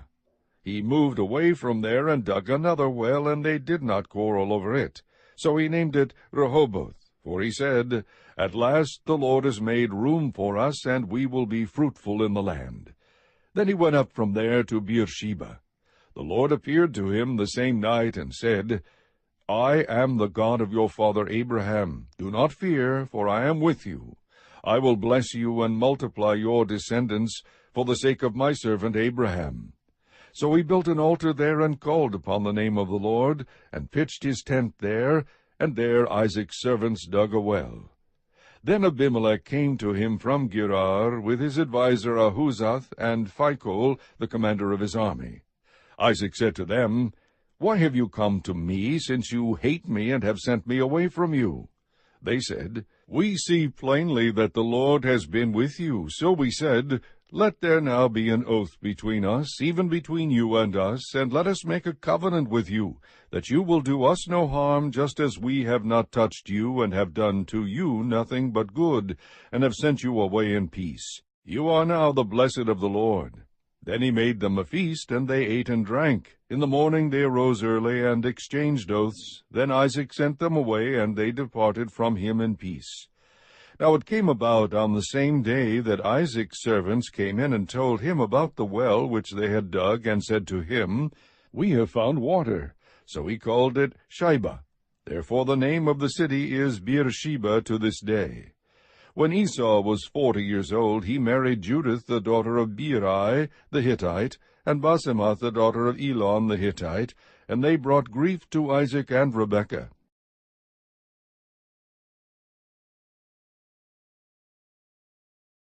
Chapter 27. Now it came about, when Isaac was old, and his eyes were too dim to see, that he called his older son Esau, and said to him, My son. And he said to him, Here I am. Isaac said, Behold, now I am old, and I do not know the day of my death. Now then, please take your gear, your quiver, and your bow, and go out to the field and hunt game for me, and prepare a savory dish for me, such as I love, and bring it to me that I may eat, so that my soul may bless you before I die. Rebekah was listening while Isaac spoke to his son Esau. So when Esau went to the field to hunt for game to bring home, Rebekah said to her son Jacob, Behold, I heard your father speak to your brother Esau, saying, Bring me some game, and prepare a savory dish for me, that I may eat and bless you in the presence of the Lord before my death. Now therefore, my son, listen to me as I command you. Go now to the flock, and bring me 2 choice young goats from there, that I may prepare them as a savory dish for your father, such as he loves. Then you shall bring it to your father, that he may eat, so that he may bless you before his death. Jacob answered his mother Rebekah, Behold, Esau my brother is a hairy man, and I am a smooth man. Perhaps my father will feel me, then I will be as a deceiver in his sight, and I will bring upon myself a curse and not a blessing. But his mother said to him, Your curse be on me, my son. Only obey my voice, and go, get them for me. So he went and got them, and brought them to his mother, and his mother made savory food such as his father loved. Then Rebekah took the best garments of Esau her elder son, which were with her in the house, and put them on Jacob her younger son. And she put the skins of the young goats on his hands and on the smooth part of his neck. She also gave the savory food and the bread which she had made to her son Jacob. Then he came to his father and said, My father. And he said, Here I am. Who are you, my son? Jacob said to his father, I am Esau, your firstborn. I have done as you told me. Get up, please, sit and eat of my game, that you may bless me. Isaac said to his son, How is it that you have it so quickly, my son? And he said, Because the Lord your God caused it to happen to me. Then Isaac said to Jacob, Please come close, that I may feel you, my son, whether you are really my son Esau or not. So Jacob came close to Isaac his father, and he felt him, and said, The voice is the voice of Jacob, but the hands are the hands of Esau. He did not recognize him, because his hands were hairy like his brother Esau's hands, so he blessed him. And he said, Are you really my son Esau? And he said, I am. So he said, Bring it to me, and I will eat of my son's game, that I may bless you. And he brought it to him, and he ate. He also brought him wine, and he drank. Then his father Isaac said to him, Please come close and kiss me, my son. So he came close and kissed him, and when he smelled the smell of his garments, he blessed him, and said, See, the smell of my son is like the smell of a field which the Lord has blessed. Now may God give you of the dew of heaven, and of the fatness of the earth, and an abundance of grain and new wine. May people serve you, and nations bow down to you. Be master of your brothers, and may your mother's sons bow down to you. Cursed be those who curse you, and blessed be those who bless you. Now it came about, as soon as Isaac had finished blessing Jacob, and Jacob had hardly gone out from the presence of Isaac his father, that Esau his brother came in from his hunting. Then he also made savory food, and brought it to his father. And he said to his father, Let my father arise and eat of his son's game, that you may bless me. Isaac his father said to him, Who are you? And he said, I am your son, your firstborn Esau. Then Isaac trembled violently, and said, Who was he then that hunted game and brought it to me, so that I ate of all of it before you came and blessed him? Yes, and he shall be blessed. When Esau heard the words of his father, he cried out with an exceedingly great and bitter cry, and said to his father, Bless me, even me also, O my father. And he said, Your brother came deceitfully, and has taken away your blessing. Then he said, Is he not rightly named Jacob? For he has supplanted me these 2 times. He took away my birthright, and behold, now he has taken away my blessing. And he said, Have you not reserved a blessing for me? But Isaac replied to Esau, Behold, I have made him your master, and all his relatives I have given to him as servants, and with grain and new wine I have sustained him. Now as for you then, what can I do, my son? Esau said to his father, Do you have only one blessing, my father? Bless me, even me also, O my father. So Esau lifted his voice and wept. Then Isaac his father answered and said to him, Behold, away from the fertility of the earth shall be your dwelling, and away from the dew of heaven from above. By your sword you shall live, and your brother you shall serve. But it shall come about, when you become restless, that you will break his yoke from your neck. So Esau bore a grudge against Jacob because of the blessing with which his father had blessed him. And Esau said to himself, The days of mourning for my father are near. Then I will kill my brother Jacob. Now when the words of her eldest son Esau were reported to Rebekah, she sent and called her youngest son Jacob, and said to him, Behold, your brother Esau is consoling himself concerning you by planning to kill you. Now therefore, my son, obey my voice, and arise, flee to Haran, to my brother Laban. Stay with him a few days, until your brother's fury subsides, until your brother's anger against you subsides, and he forgets what you did to him. Then I will send and get you from there. Why should I be bereaved of you both in one day? Rebekah said to Isaac, I am tired of living because of the daughters of Heth. If Jacob takes a wife from the daughters of Heth, like these, from the daughters of the land, what good will my life be to me?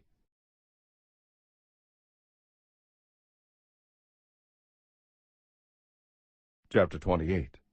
So Isaac called Jacob, and blessed him, and charged him, and said to him, You shall not take a wife from the daughters of Canaan. Arise, go to Paddan Aram, to the house of Bethuel your mother's father, and from there take to yourself a wife from the daughters of Laban your mother's brother. May God Almighty bless you, and make you fruitful, and multiply you, that you may become a company of peoples. May he also give you the blessing of Abraham, to you and to your descendants with you, that you may possess the land of your sojournings, which God gave to Abraham.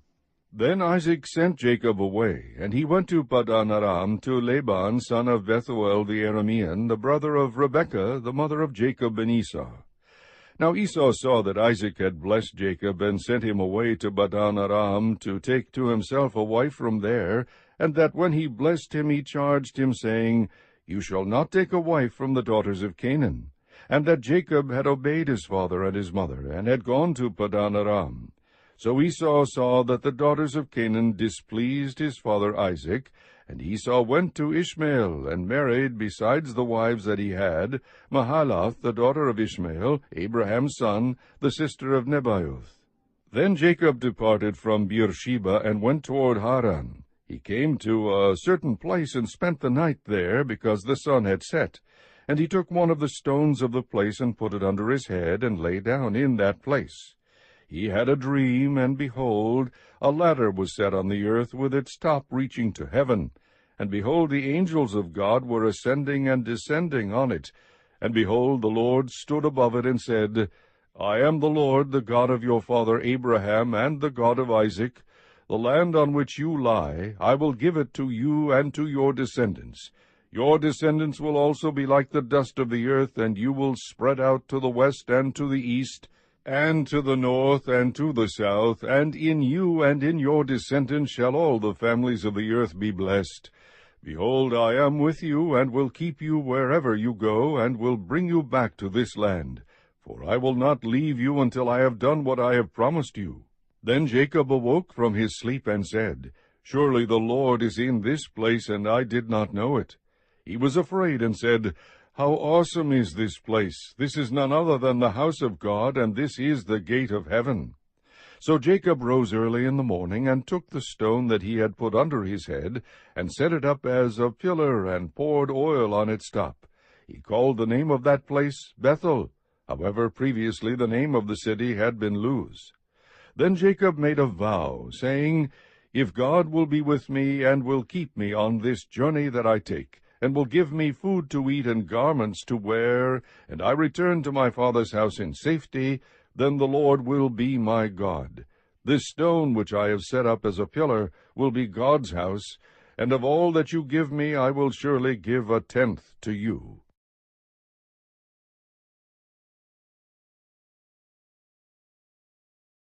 Chapter 29.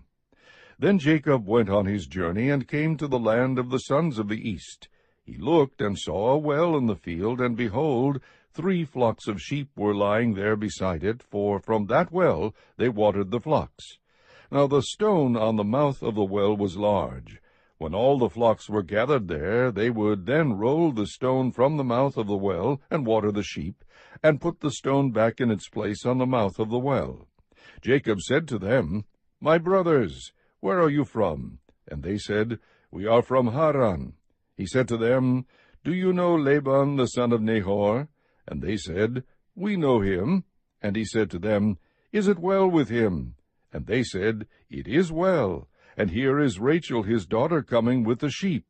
He said, Behold, it is still high day. It is not time for the livestock to be gathered. Water the sheep, and go pasture them.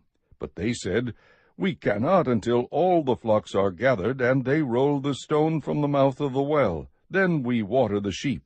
While he was still speaking with them, Rachel came with her father's sheep, for she was her shepherdess. When Jacob saw Rachel, the daughter of Laban his mother's brother, and the sheep of Laban his mother's brother, Jacob went up and rolled the stone from the mouth of the well, and watered the flock of Laban his mother's brother. Then Jacob kissed Rachel, and lifted his voice, and wept. Jacob told Rachel that he was a relative of her father, and that he was Rebekah's son, and she ran and told her father. So when Laban heard the news of Jacob his sister's son, he ran to meet him, and embraced him, and kissed him, and brought him to his house. Then he related to Laban all these things. Laban said to him, Surely you are my bone and my flesh. And he stayed with him a month.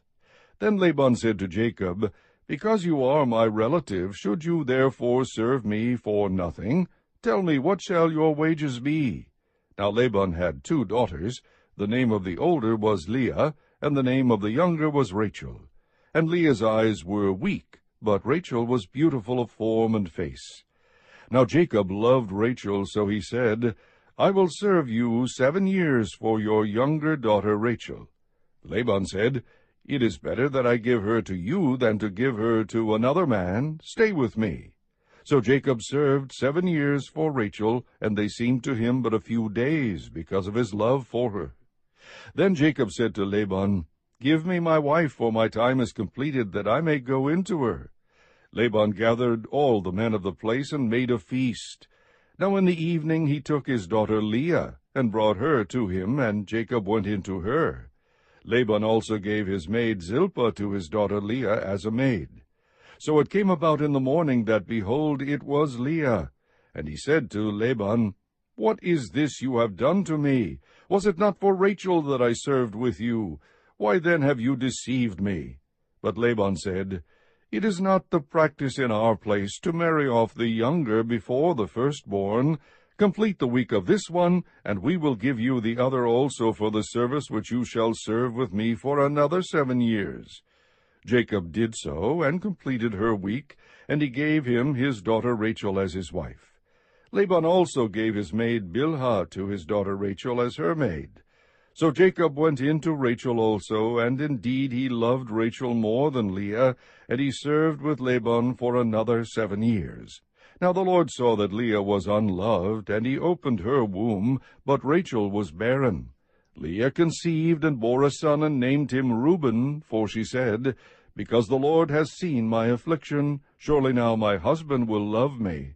Then she conceived again, and bore a son, and said, Because the Lord has heard that I am unloved, he has therefore given me this son also. So she named him Simeon. She conceived again, and bore a son, and said, Now this time my husband will become attached to me, because I have borne him 3 sons. Therefore he was named Levi. And she conceived again, and bore a son, and said, This time I will praise the Lord. Therefore she named him Judah. Then she stopped bearing.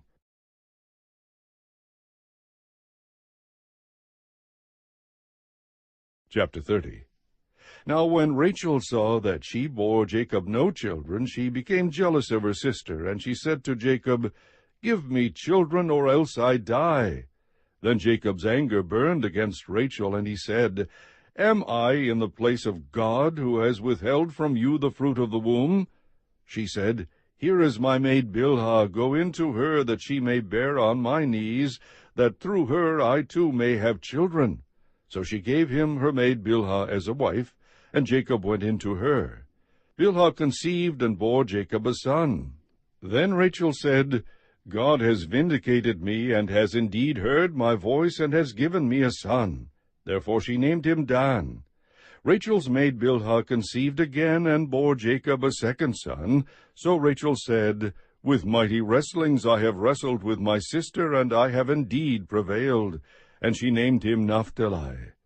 When Leah saw that she had stopped bearing, she took her maid Zilpah, and gave her to Jacob as a wife.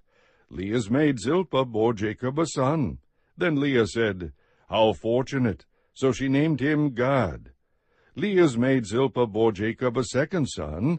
Then Leah said, Happy am I, for women will call me happy. So she named him Asher. Now in the days of wheat harvest, Reuben went and found mandrakes in the field, and brought them to his mother Leah. Then Rachel said to Leah, Please give me some of your son's mandrakes.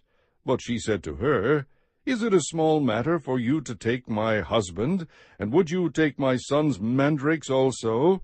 So Rachel said, Therefore he may lie with you tonight in return for your son's mandrakes.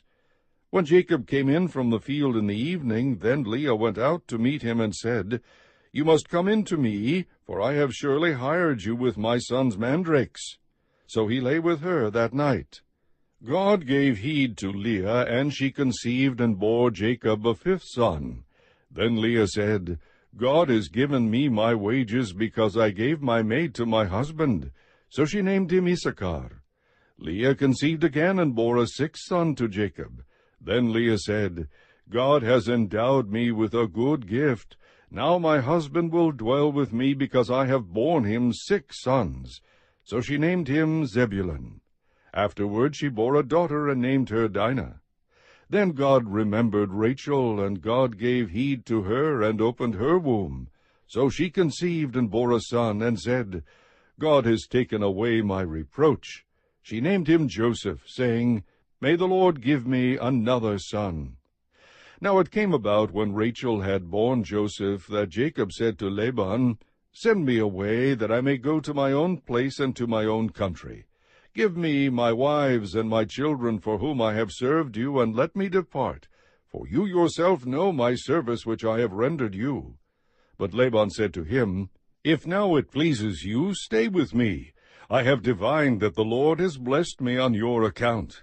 He continued, Name me your wages, and I will give it.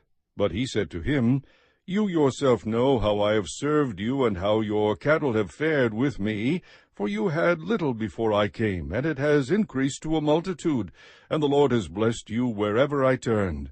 But now, when shall I provide for my own household also? So he said, What shall I give you? And Jacob said, You shall not give me anything. If you will do this one thing for me, I will again pasture and keep your flock. Let me pass through your entire flock today, removing from there every speckled and spotted sheep, and every black one among the lambs, and the spotted and speckled among the goats, and such shall be my wages. So my honesty will answer for me later when you come concerning my wages. Every one that is not speckled and spotted among the goats, and black among the lambs, if found with me, will be considered stolen. Laban said, Good, let it be according to your word. So he removed on that day the striped and spotted male goats, and all the speckled and spotted female goats, every one with white in it, and all the black ones among the sheep, and gave them into the care of his sons. And he put a distance of 3 days' journey between himself and Jacob fed the rest of Laban's flocks. Then Jacob took fresh rods of poplar and almond and plane trees, and peeled white stripes in them, exposing the white which was in the rods. He set the rods which he had peeled in front of the flocks in the gutters, even in the watering troughs, where the flocks came to drink, and they mated when they came to drink. So the flocks mated by the rods, and the flocks brought forth striped, speckled, and spotted. Jacob separated the lambs, and made the flocks face toward the striped, and all the black in the flock of Laban. And he put his own herds apart, and did not put them with Laban's flock. Moreover, whenever the stronger of the flock were mating, Jacob would place the rods in the sight of the flock in the gutters, so that they might mate by the rods. But when the flock was feeble, he did not put them in, so the feebler were Laban's, and the stronger Jacob's. So the man became exceedingly prosperous, and had large flocks, and female and male servants, and camels and donkeys.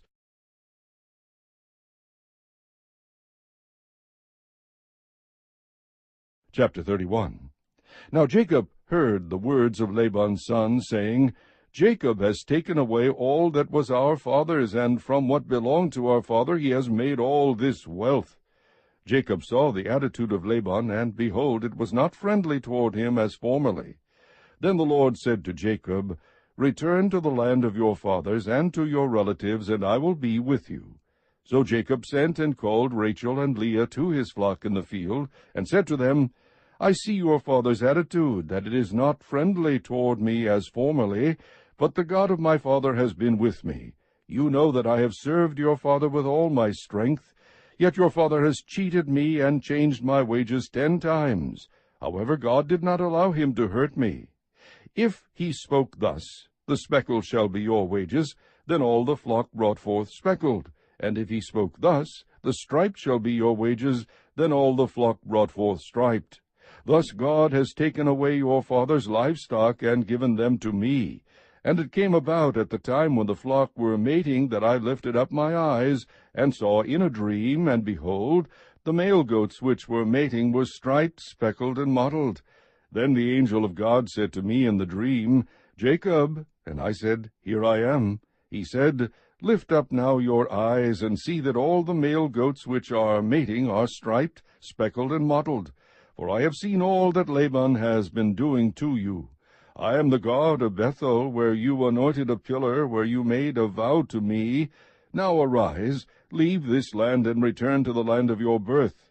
Rachel and Leah said to him, Do we still have any portion or inheritance in our father's house? Are we not reckoned by him as foreigners? For he has sold us, and has also entirely consumed our purchase price. Surely all the wealth which God has taken away from our father belongs to us and our children. Now then, do whatever God has said to you. Then Jacob arose and put his children and his wives upon camels, and he drove away all his livestock, and all his property which he had gathered, his acquired livestock which he had gathered in Padam Aram, to go to the land of Canaan to his father Isaac. When Laban had gone to shear his flock, then Rachel stole the household idols that were her father's. And Jacob deceived Laban the Aramean by not telling him that he was fleeing. So he fled with all that he had, and he arose and crossed the Euphrates river, and set his face toward the hill country of Gilead. When it was told Laban on the third day that Jacob had fled, then he took his kinsman with him, and pursued him a distance of 7 days' journey. And he overtook him in the hill country of Gilead. God came to Laban the Aramean in a dream of the night, and said to him, Be careful that you do not speak to Jacob either good or bad. Laban caught up with Jacob. Now Jacob had pitched his tent in the hill country, and Laban with his kinsmen camped in the hill country of Gilead. Then Laban said to Jacob, What have you done by deceiving me and carrying away my daughters like captives of the sword? Why did you flee secretly and deceive me, and did not tell me, so that I might have sent you away with joy, and with songs, with timbrel, and with lyre, and did not allow me to kiss my sons and my daughters? Now you have done foolishly. It is in my power to do you harm, but the God of your father spoke to me last night, saying, Be careful not to speak either good or bad to Jacob. Now you have indeed gone away, because you longed greatly for your father's house. But why did you steal my gods? Then Jacob replied to Laban, Because I was afraid, for I thought that you would take your daughters from me by force. The one with whom you find your God shall not live. In the presence of our kinsmen point out what is yours among my belongings, and take it for yourself. For Jacob did not know that Rachel had stolen them. So Laban went into Jacob's tent, and into Leah's tent, and into the tent of the 2 maids, but he did not find them. Then he went out of Leah's tent, and entered Rachel's tent. Now Rachel had taken the household idols, and put them in the camel's saddle, and she sat on them.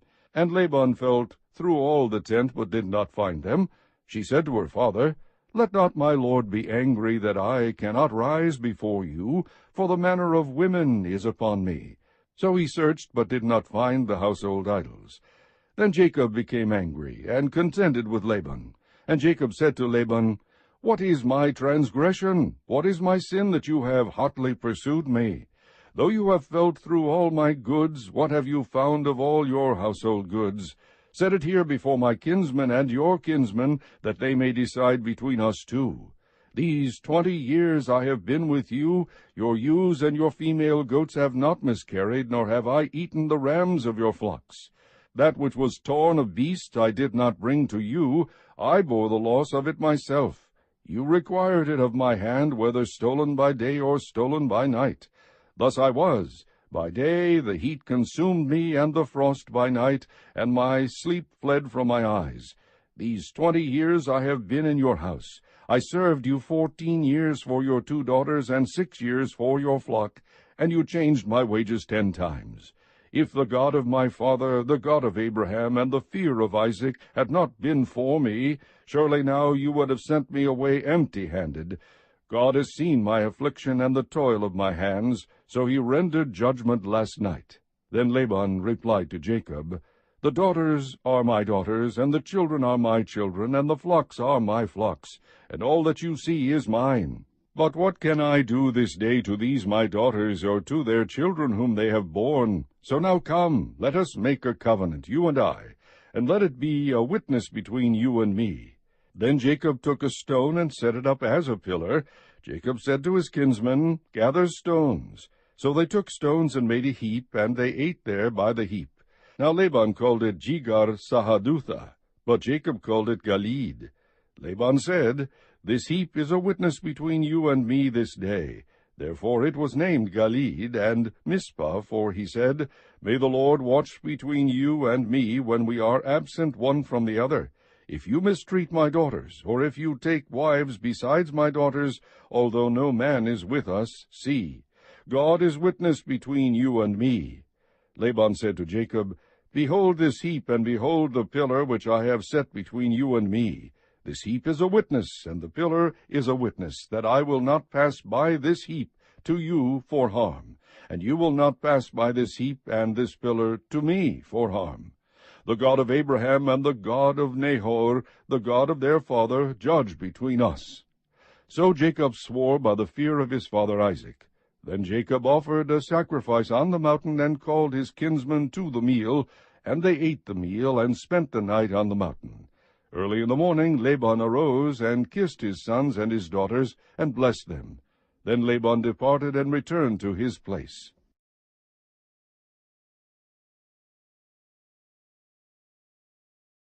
Chapter 32. Now as Jacob went on his way, the angels of God met him. Jacob said, when he saw them, This is God's camp. So he named that place Mahanaim.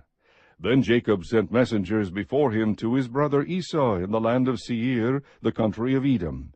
He also commanded them, saying, Thus you shall say to my lord Esau, Thus says your servant Jacob, I have sojourned with Laban, and stayed until now. I have oxen and donkeys and flocks and male and female servants. I have sent to tell my lord that I may find favor in your sight. The messengers returned to Jacob, saying, We came to your brother Esau, and furthermore, he is coming to meet you, and 400 men are with him. Then Jacob was greatly afraid and distressed, and he divided the people who were with him, and the flocks and the herds and the camels, into 2 companies. For he said, If Esau comes to the one company and attacks it, then the company which is left will escape. Jacob said, O God of my father Abraham, and God of my father Isaac, O Lord, who said to me, Return to your country and to your relatives, and I will prosper you, I am unworthy of all the loving kindness and of all the faithfulness which you have shown to your servant. For with my staff only I crossed this Jordan, and now I have become 2 companies.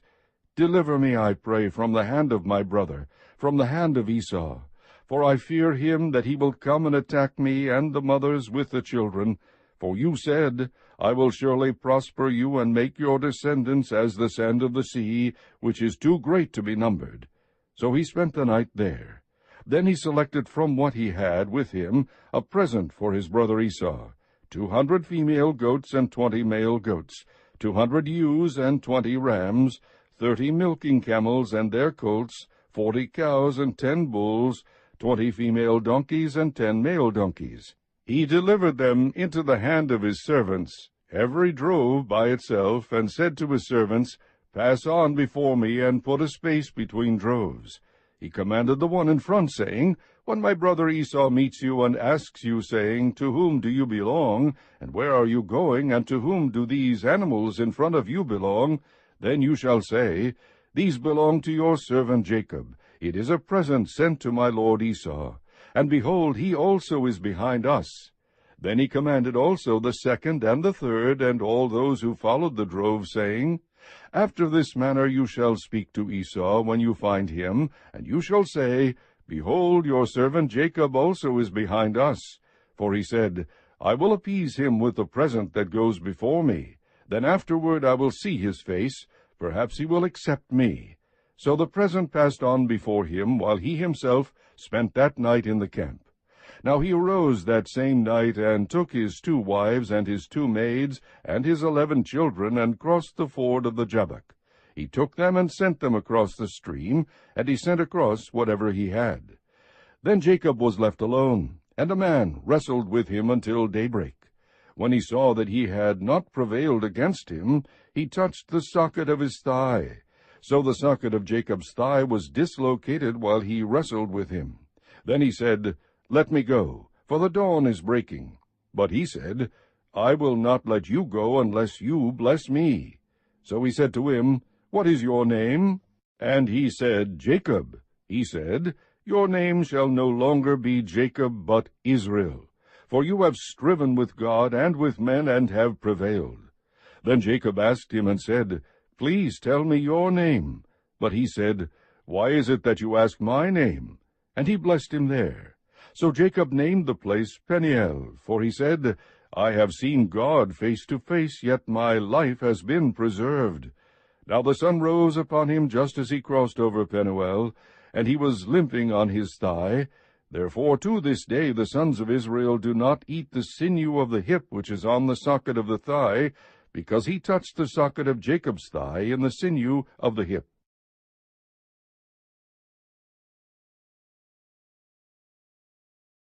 Chapter 33.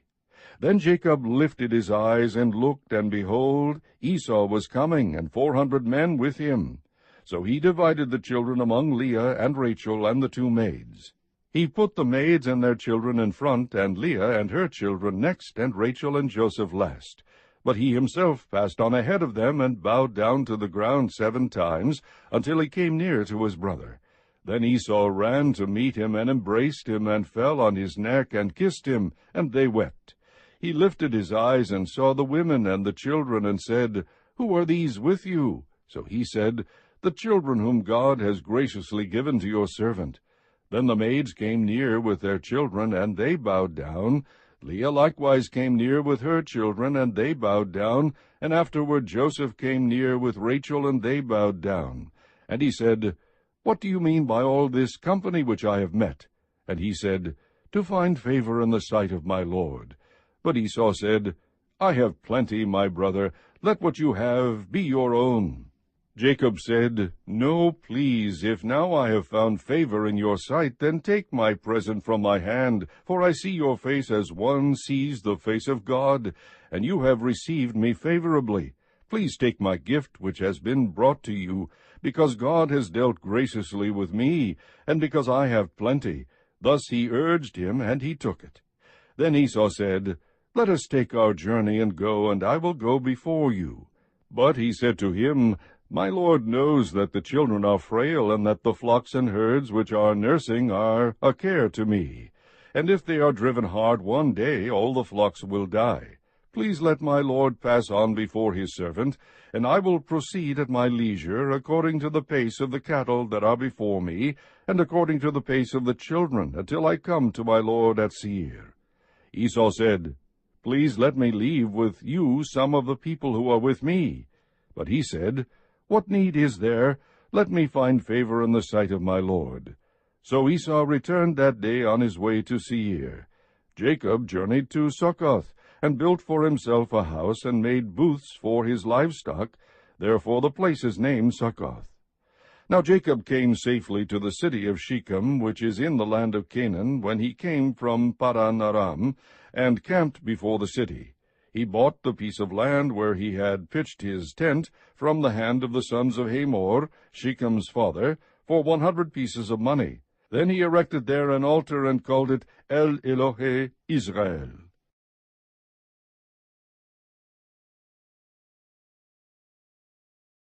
Chapter 34. Now Dinah, the daughter of Leah, whom she had borne to Jacob, went out to visit the daughters of the land. When Shechem the son of Hamor the Hivite, the prince of the land, saw her, he took her and lay with her by force. He was deeply attracted to Dinah, the daughter of Jacob, and he loved the girl, and spoke tenderly to her. So Shechem spoke to his father Hamor, saying, Give me this young girl for a wife. Now Jacob heard that he had defiled Dinah his daughter, but his sons were with his livestock in the field, so Jacob kept silent until they came in. Then Hamor the father of Shechem went out to Jacob to speak with him. Now the sons of Jacob came in from the field when they heard it, and the men were grieved, and they were very angry, because he had done a disgraceful thing in Israel, by lying with Jacob's daughter, for such a thing ought not to be done. But Hamor spoke with them, saying, The soul of my son Shechem longs for your daughter. Please give her to him in marriage. Intermarry with us, give your daughters to us, and take our daughters for yourselves. Thus you shall live with us, and the land shall be open before you. Live and trade in it, and acquire property in it. Shechem also said to her father and to her brothers, If I find favor in your sight, then I will give whatever you say to me. Ask me ever so much bridal payment and gift, and I will give according as you say to me, but give me the girl in marriage.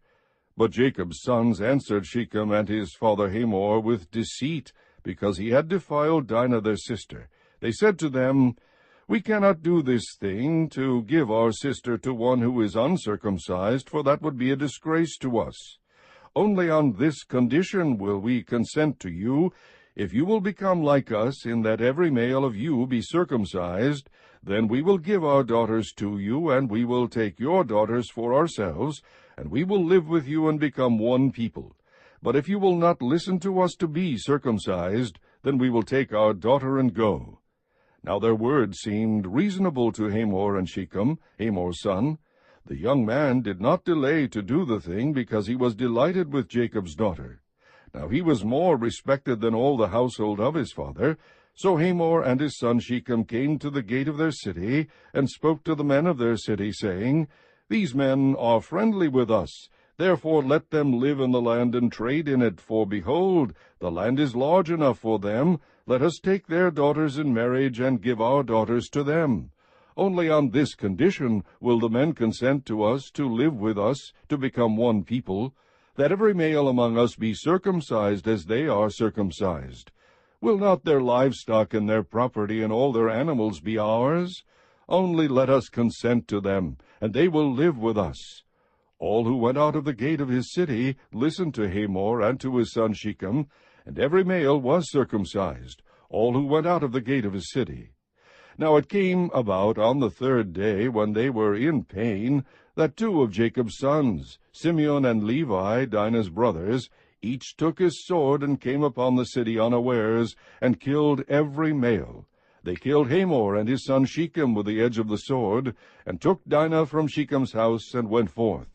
Jacob's sons came upon the slain and looted the city, because they had defiled their sister. They took their flocks, and their herds, and their donkeys, and that which was in the city, and that which was in the field, and they captured and looted all their wealth, and all their little ones, and their wives, even all that was in the houses.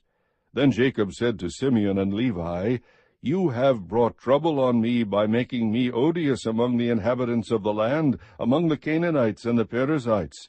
And my men being few in number, they will gather together against me and attack me, and I will be destroyed, I and my household. But they said, Should he treat our sister as a harlot?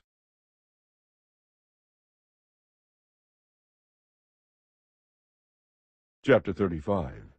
Then God said to Jacob, Arise, go up to Bethel, and live there, and make an altar there to God, who appeared to you when you fled from your brother Esau. So Jacob said to his household and to all who were with him, Put away the foreign gods which are among you, and purify yourselves, and change your garments. And let us arise and go up to Bethel, and I will make an altar there to God, who answered me in the day of my distress, and has been with me wherever I have gone. So they gave to Jacob all the foreign gods which they had, and the rings which were in their ears, and Jacob hid them under the oak which was near Shechem. As they journeyed, there was a great terror upon the cities which were around them, and they did not pursue the sons of Jacob. So Jacob came to Luz, that is Bethel, which is in the land of Canaan, he and all the people who were with him. He built an altar there, and called the place El Bethel, because there God had revealed himself to him when he fled from his brother. Now Deborah, Rebekah's nurse, died, and she was buried below Bethel under the oak. It was named Alon Bakuth. Then God appeared to Jacob again when he came from Padan Aram, and he blessed him. God said to him, Your name is Jacob, you shall no longer be called Jacob, but Israel shall be your name. Thus he called him Israel. God also said to him, I am God Almighty. Be fruitful and multiply. A nation and a company of nations shall come from you, and kings shall come forth from you. The land which I gave to Abraham and Isaac I will give it to you, and I will give the land to your descendants after you. Then God went up from him in the place where he had spoken with him. Jacob set up a pillar in the place where he had spoken with him, a pillar of stone, and he poured out a drink offering on it. He also poured oil on it. So Jacob named the place where God had spoken with him Bethel. Then they journeyed from Bethel, and when there was still some distance to go to Ephrath, Rachel began to give birth, and she suffered severe labor. When she was in severe labor, the midwife said to her, Do not fear, for now you have another son. It came about, as her soul was departing, for she died, that she named him Benoni, but his father called him Benjamin. So Rachel died, and was buried on the way to Ephrath, that is Bethlehem.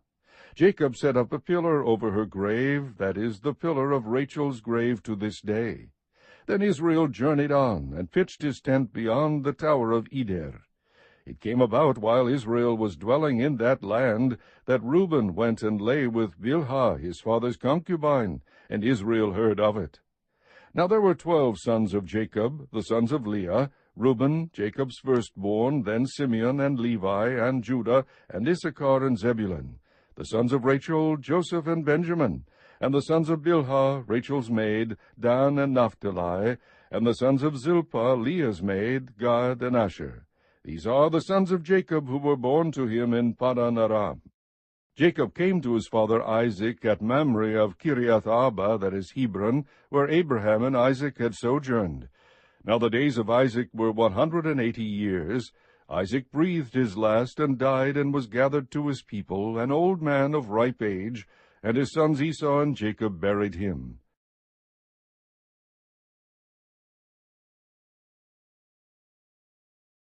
Chapter 36. Now these are the records of the generations of Esau, that is Edom.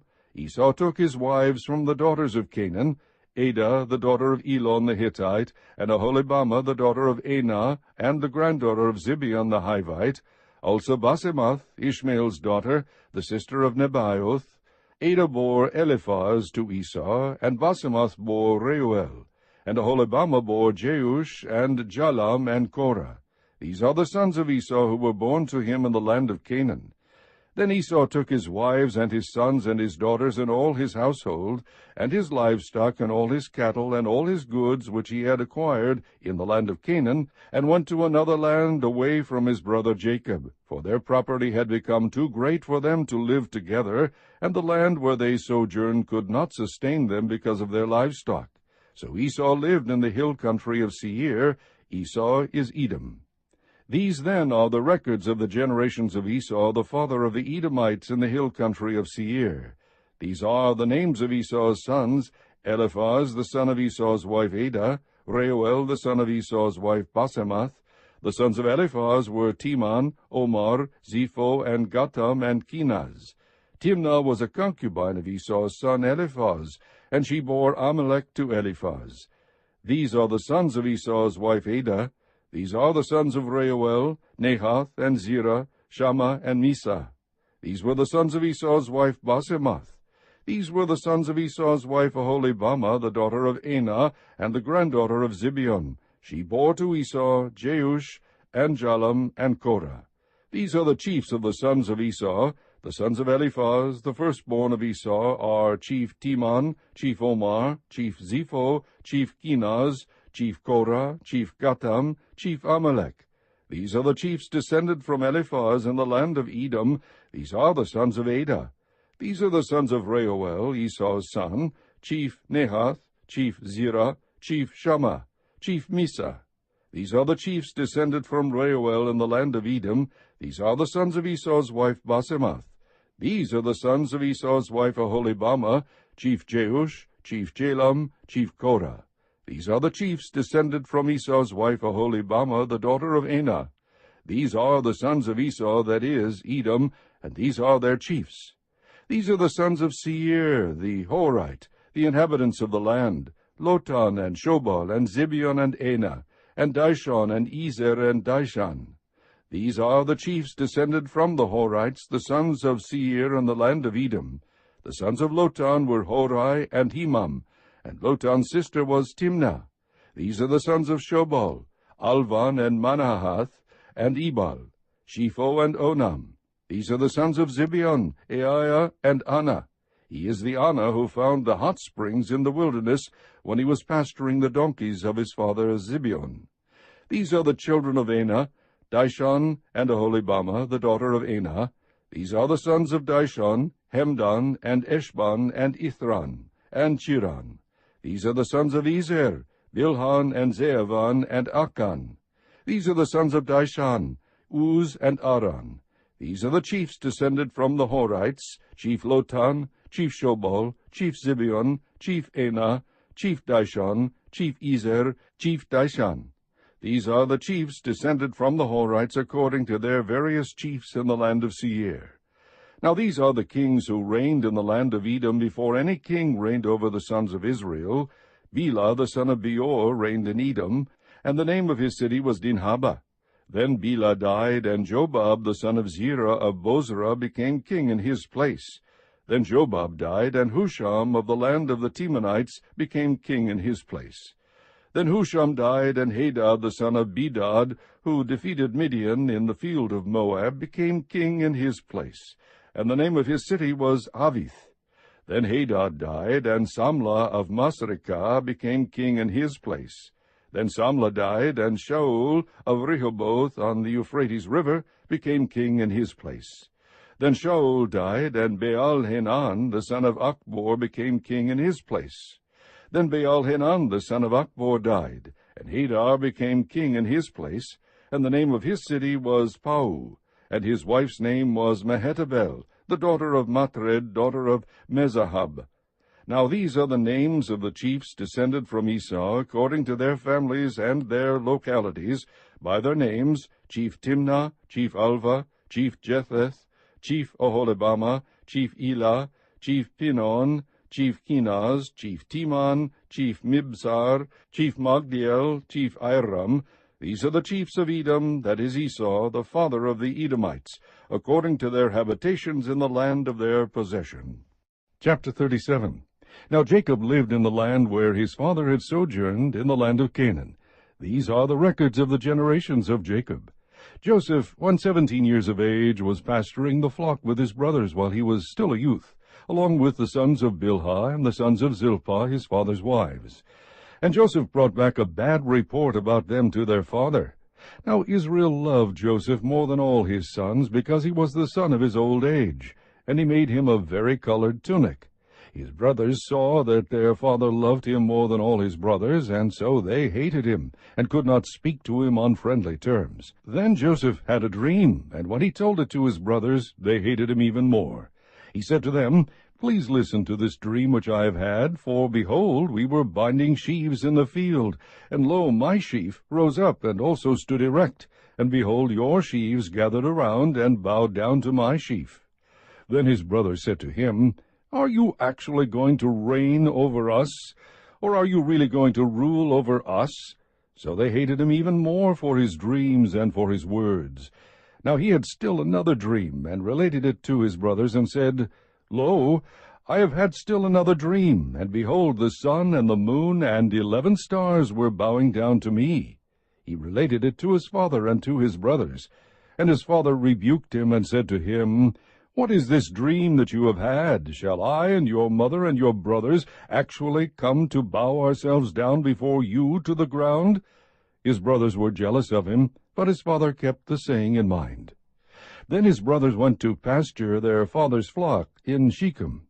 Israel said to Joseph, "Are not your brothers pasturing the flock in Shechem? Come, and I will send you to them." And he said to him, "I will go." Then he said to him, "Go now and see about the welfare of your brothers and the welfare of the flock, and bring word back to me." So he sent him from the valley of Hebron, and he came to Shechem. A man found him, and behold, he was wandering in the field. And the man asked him, "What are you looking for?" He said, "I am looking for my brothers. Please tell me where they are pasturing the flock." Then the man said, "They have moved from here, for I heard them say, 'Let us go to Dothan.'" So Joseph went after his brothers, and found them at Dothan. When they saw him from a distance, and before he came close to them, they plotted against him to put him to death. They said to one another, "Here comes this dreamer. Now then, come and let us kill him, and throw him into one of the pits. And we will say, 'A wild beast devoured him.' Then let us see what will become of his dreams."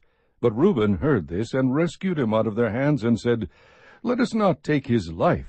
Reuben further said to them, "Shed no blood. Throw him into this pit that is in the wilderness, but do not lay hands on him," that he might rescue him out of their hands, to restore him to his father. So it came about, when Joseph reached his brothers, that they stripped Joseph of his tunic, the varicolored tunic that was on him, and they took him and threw him into the pit. Now the pit was empty, without any water in it.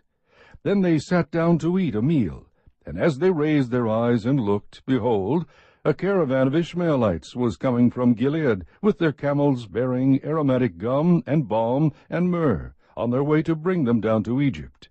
Judah said to his brothers, "What profit is it for us to kill our brother and cover up his blood? Come and let us sell him to the Ishmaelites, and not lay our hands on him, for he is our brother, our own flesh." And his brothers listened to him. Then some Midianite traders passed by, so they pulled him up and lifted Joseph out of the pit, and sold him to the Ishmaelites for 20 shekels of silver. Thus they brought Joseph into Egypt.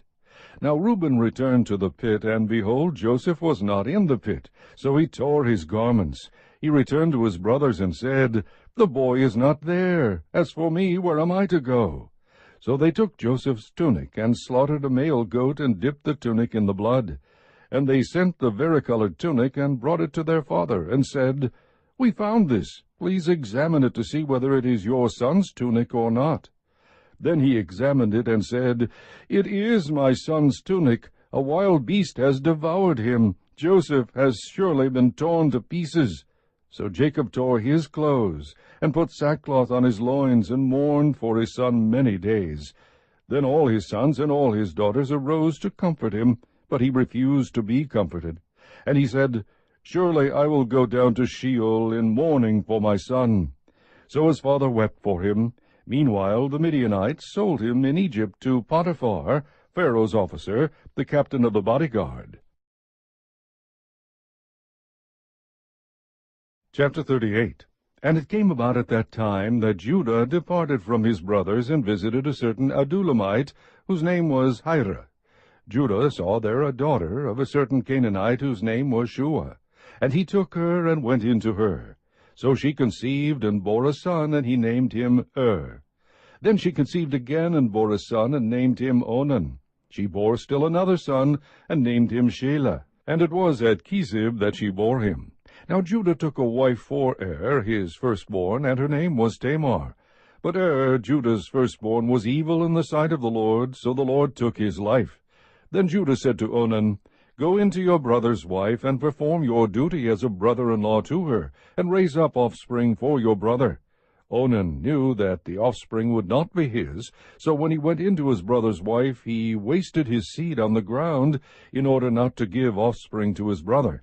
But what he did was displeasing in the sight of the Lord, so he took his life also. Then Judah said to his daughter-in-law Tamar, "Remain a widow in your father's house until my son Shelah grows up." For he thought, "I am afraid that he too may die like his brothers." So Tamar went and lived in her father's house. Now after a considerable time, Shua's daughter, the wife of Judah, died. And when the time of mourning was ended, Judah went up to his sheep-shearers at Timnah, he and his friend Hira the Adulamite. It was told to Tamar, "Behold, your father-in-law is going up to Timnah to shear his sheep." So she removed her widow's garments, and covered herself with a veil, and wrapped herself, and sat in the gateway at Enaim, which is on the road to Timnah. For she saw that Shelah had grown up, and she had not been given to him as a wife. When Judah saw her, he thought she was a harlot, for she had covered her face. So he turned aside to her by the road, and said, "Here now, let me come in to you," for he did not know that she was his daughter-in-law. And she said, "What will you give me, that you may come in to me?" He said, therefore, "I will send you a young goat from the flock." She said, moreover, "Will you give a pledge until you send it?" He said, What pledge shall I give you? And she said, Your seal, and your cord, and your staff that is in your hand. So he gave them to her, and went into her, and she conceived by him. Then she arose and departed, and removed her veil, and put on her widow's garments. When Judah sent the young goat by his friend the Adulamite to receive the pledge from the woman's hand, he did not find her. He asked the men of her place, saying, Where is the temple prostitute who was by the road at Enaim? But they said, There has been no temple prostitute here. So he returned to Judah and said, I did not find her, and furthermore the men of the place said, There has been no temple prostitute here. Then Judah said, Let her keep them, otherwise we will become a laughingstock. After all, I sent this young goat, but you did not find her. Now it was about 3 months later that Judah was informed, Your daughter-in-law Tamar has played the harlot, and behold, she is also with child by harlotry. Then Judah said, Bring her out, and let her be burned. It was while she was being brought out that she sent to her father-in-law, saying, I am with child by the man to whom these things belong. And she said, Please examine and see whose signet ring and cords and staff are these. Judah recognized them, and said, She is more righteous than I, inasmuch as I did not give her to my son Shelah. And he did not have relations with her again. It came about at the time she was giving birth that, behold, there were twins in her womb. Moreover, it took place while she was giving birth. One put out a hand, and the midwife took and tied a scarlet thread on his hand, saying, This one came out first. But it came about as he drew back his hand, that, behold, his brother came out. Then she said, What a breach you have made for yourself. So he was named Perez. Afterward his brother came out, who had the scarlet thread on his hand, and he was named Zerah. Chapter 39. Now Joseph had been taken down to Egypt, and Potiphar, an Egyptian officer of Pharaoh, the captain of the bodyguard, bought him from the Ishmaelites, who had taken him down there. The Lord was with Joseph, so he became a successful man, and he was in the house of his master the Egyptian. Now his master saw that the Lord was with him, and how the Lord caused all that he did to prosper in his hand. So Joseph found favor in his sight, and became his personal servant, and he made him overseer over his house, and all that he owned he put in his charge. It came about that from the time he made him overseer in his house, and over all that he owned, the Lord blessed the Egyptian's house on account of Joseph. Thus the Lord's blessing was upon all that he owned in the house and in the field. So he left everything he owned in Joseph's charge, and with him there he did not concern himself with anything except the food which he ate. Now Joseph was handsome in form and appearance. It came about after these events that his master's wife looked with desire at Joseph, and she said, Lie with me. But he refused, and said to his master's wife, Behold, with me here my master does not concern himself with anything in the house, and he has put all that he owns in my charge. There is no one greater in this house than I, and he has withheld nothing from me except you, because you are his wife. How then could I do this great evil and sin against God? As she spoke to Joseph day after day, he did not listen to her to lie beside her or be with her. Now it happened one day that he went into the house to do his work, and none of the men of the household was there inside. She caught him by his garment, saying, Lie with me. And he left his garment in her hand, and fled, and went outside. When she saw that he had left his garment in her hand, and had fled outside, she called to the men of her household, and said to them, See, he has brought in a Hebrew to us to make sport of us. He came in to me to lie with me, and I screamed. When he heard that I raised my voice and screamed, he left his garment beside me, and fled, and went outside. So she left his garment beside her until his master came home. Then she spoke to him with these words, The Hebrew slave whom you brought to us came in to me to make sport of me, and as I raised my voice and screamed, he left his garment beside me and fled outside. Now when his master heard the words of his wife, which she spoke to him, saying, This is what your slave did to me, his anger burned. So Joseph's master took him and put him into the jail, the place where the king's prisoners were confined, and he was there in the jail. But the Lord was with Joseph, and extended kindness to him, and gave him favor in the sight of the chief jailer. The chief jailer committed to Joseph's charge all the prisoners who were in the jail, so that whatever was done there he was responsible for it. The chief jailer did not supervise anything under Joseph's charge, because the Lord was with him, and whatever he did the Lord made to prosper. Chapter 40. Then it came about after these things, the cupbearer and the baker for the king of Egypt offended their lord, the king of Egypt. Pharaoh was furious with his two officials, the chief cupbearer and the chief baker, so he put them in confinement in the house of the captain of the bodyguard, in the jail, the same place where Joseph was imprisoned. The captain of the bodyguard put Joseph in charge of them, and he took care of them, and they were in confinement for some time. Then the cupbearer and the baker for the king of Egypt, who were confined in jail, both had a dream the same night, each man with his own dream, and each dream with its own interpretation. When Joseph came to them in the morning and observed them, behold, they were dejected. He asked Pharaoh's officials, who were with him in confinement in his master's house, "Why are your faces so sad today?" Then they said to him, "We have had a dream, and there is no one to interpret it." Then Joseph said to them, "Do not interpretations belong to God? Tell it to me, please." So the chief cupbearer told his dream to Joseph, and said to him, "In my dream, behold, there was a vine in front of me, and on the vine were 3 branches, and as it was budding, its blossoms came out, and its clusters produced ripe grapes. Now Pharaoh's cup was in my hand, so I took the grapes and squeezed them into Pharaoh's cup, and I put the cup into Pharaoh's hand." Then Joseph said to him, "This is the interpretation of it. The 3 branches are 3 days. Within 3 more days Pharaoh will lift up your head and restore you to your office, and you will put Pharaoh's cup into his hand according to your former custom when you were his cupbearer. Only keep me in mind when it goes well with you, and please do me a kindness by mentioning me to Pharaoh, and get me out of this house. For I was in fact kidnapped from the land of the Hebrews, and even here I have done nothing that they should have put me into the dungeon."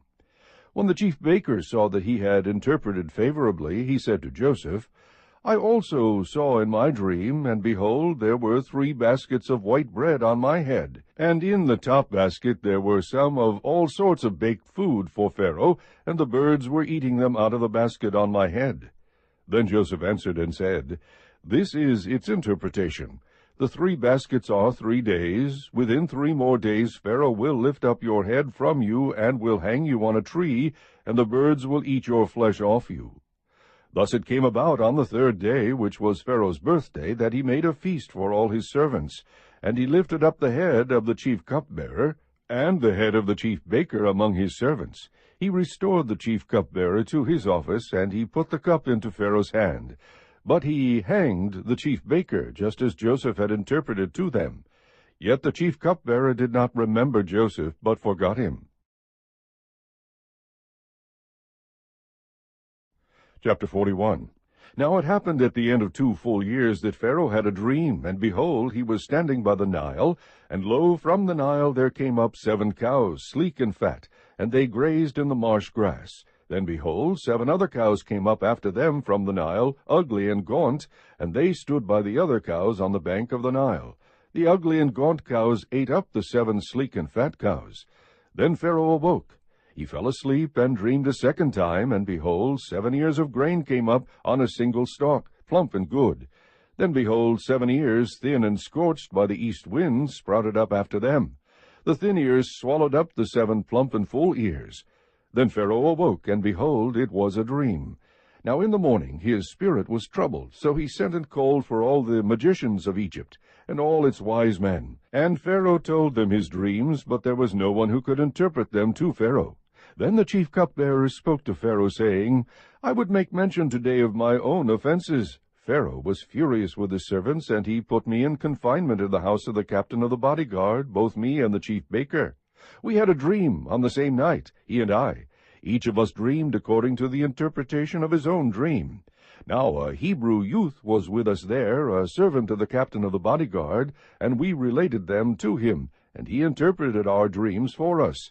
To each one he interpreted according to his own dream, and just as he interpreted for us, so it happened. He restored me in my office, but he hanged him.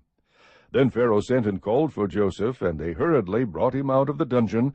And when he had shaved himself and changed his clothes, he came to Pharaoh. Pharaoh said to Joseph, I have had a dream, but no one can interpret it, and I have heard it said about you that when you hear a dream you can interpret it. Joseph then answered Pharaoh, saying, It is not in me. God will give Pharaoh a favorable answer.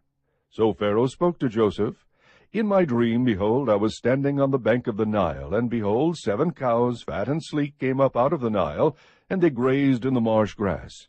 Lo, 7 other cows came up after them, poor and very ugly and gaunt, such as I had never seen for ugliness in all the land of Egypt.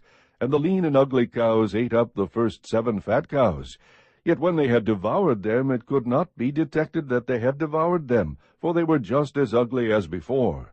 Then I awoke.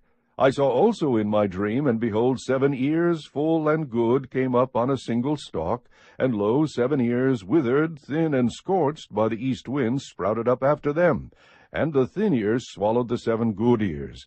Then I told it to the magicians, but there was no one who could explain it to me. Now Joseph said to Pharaoh, Pharaoh's dreams are one and the same. God has told to Pharaoh what he is about to do. The 7 good cows are 7 years, and the 7 good ears are 7 years. The dreams are one and the same. The 7 lean and ugly cows that came up after them are 7 years, and the 7 thin ears, scorched by the east wind, will be 7 years of famine. It is as I have spoken to Pharaoh.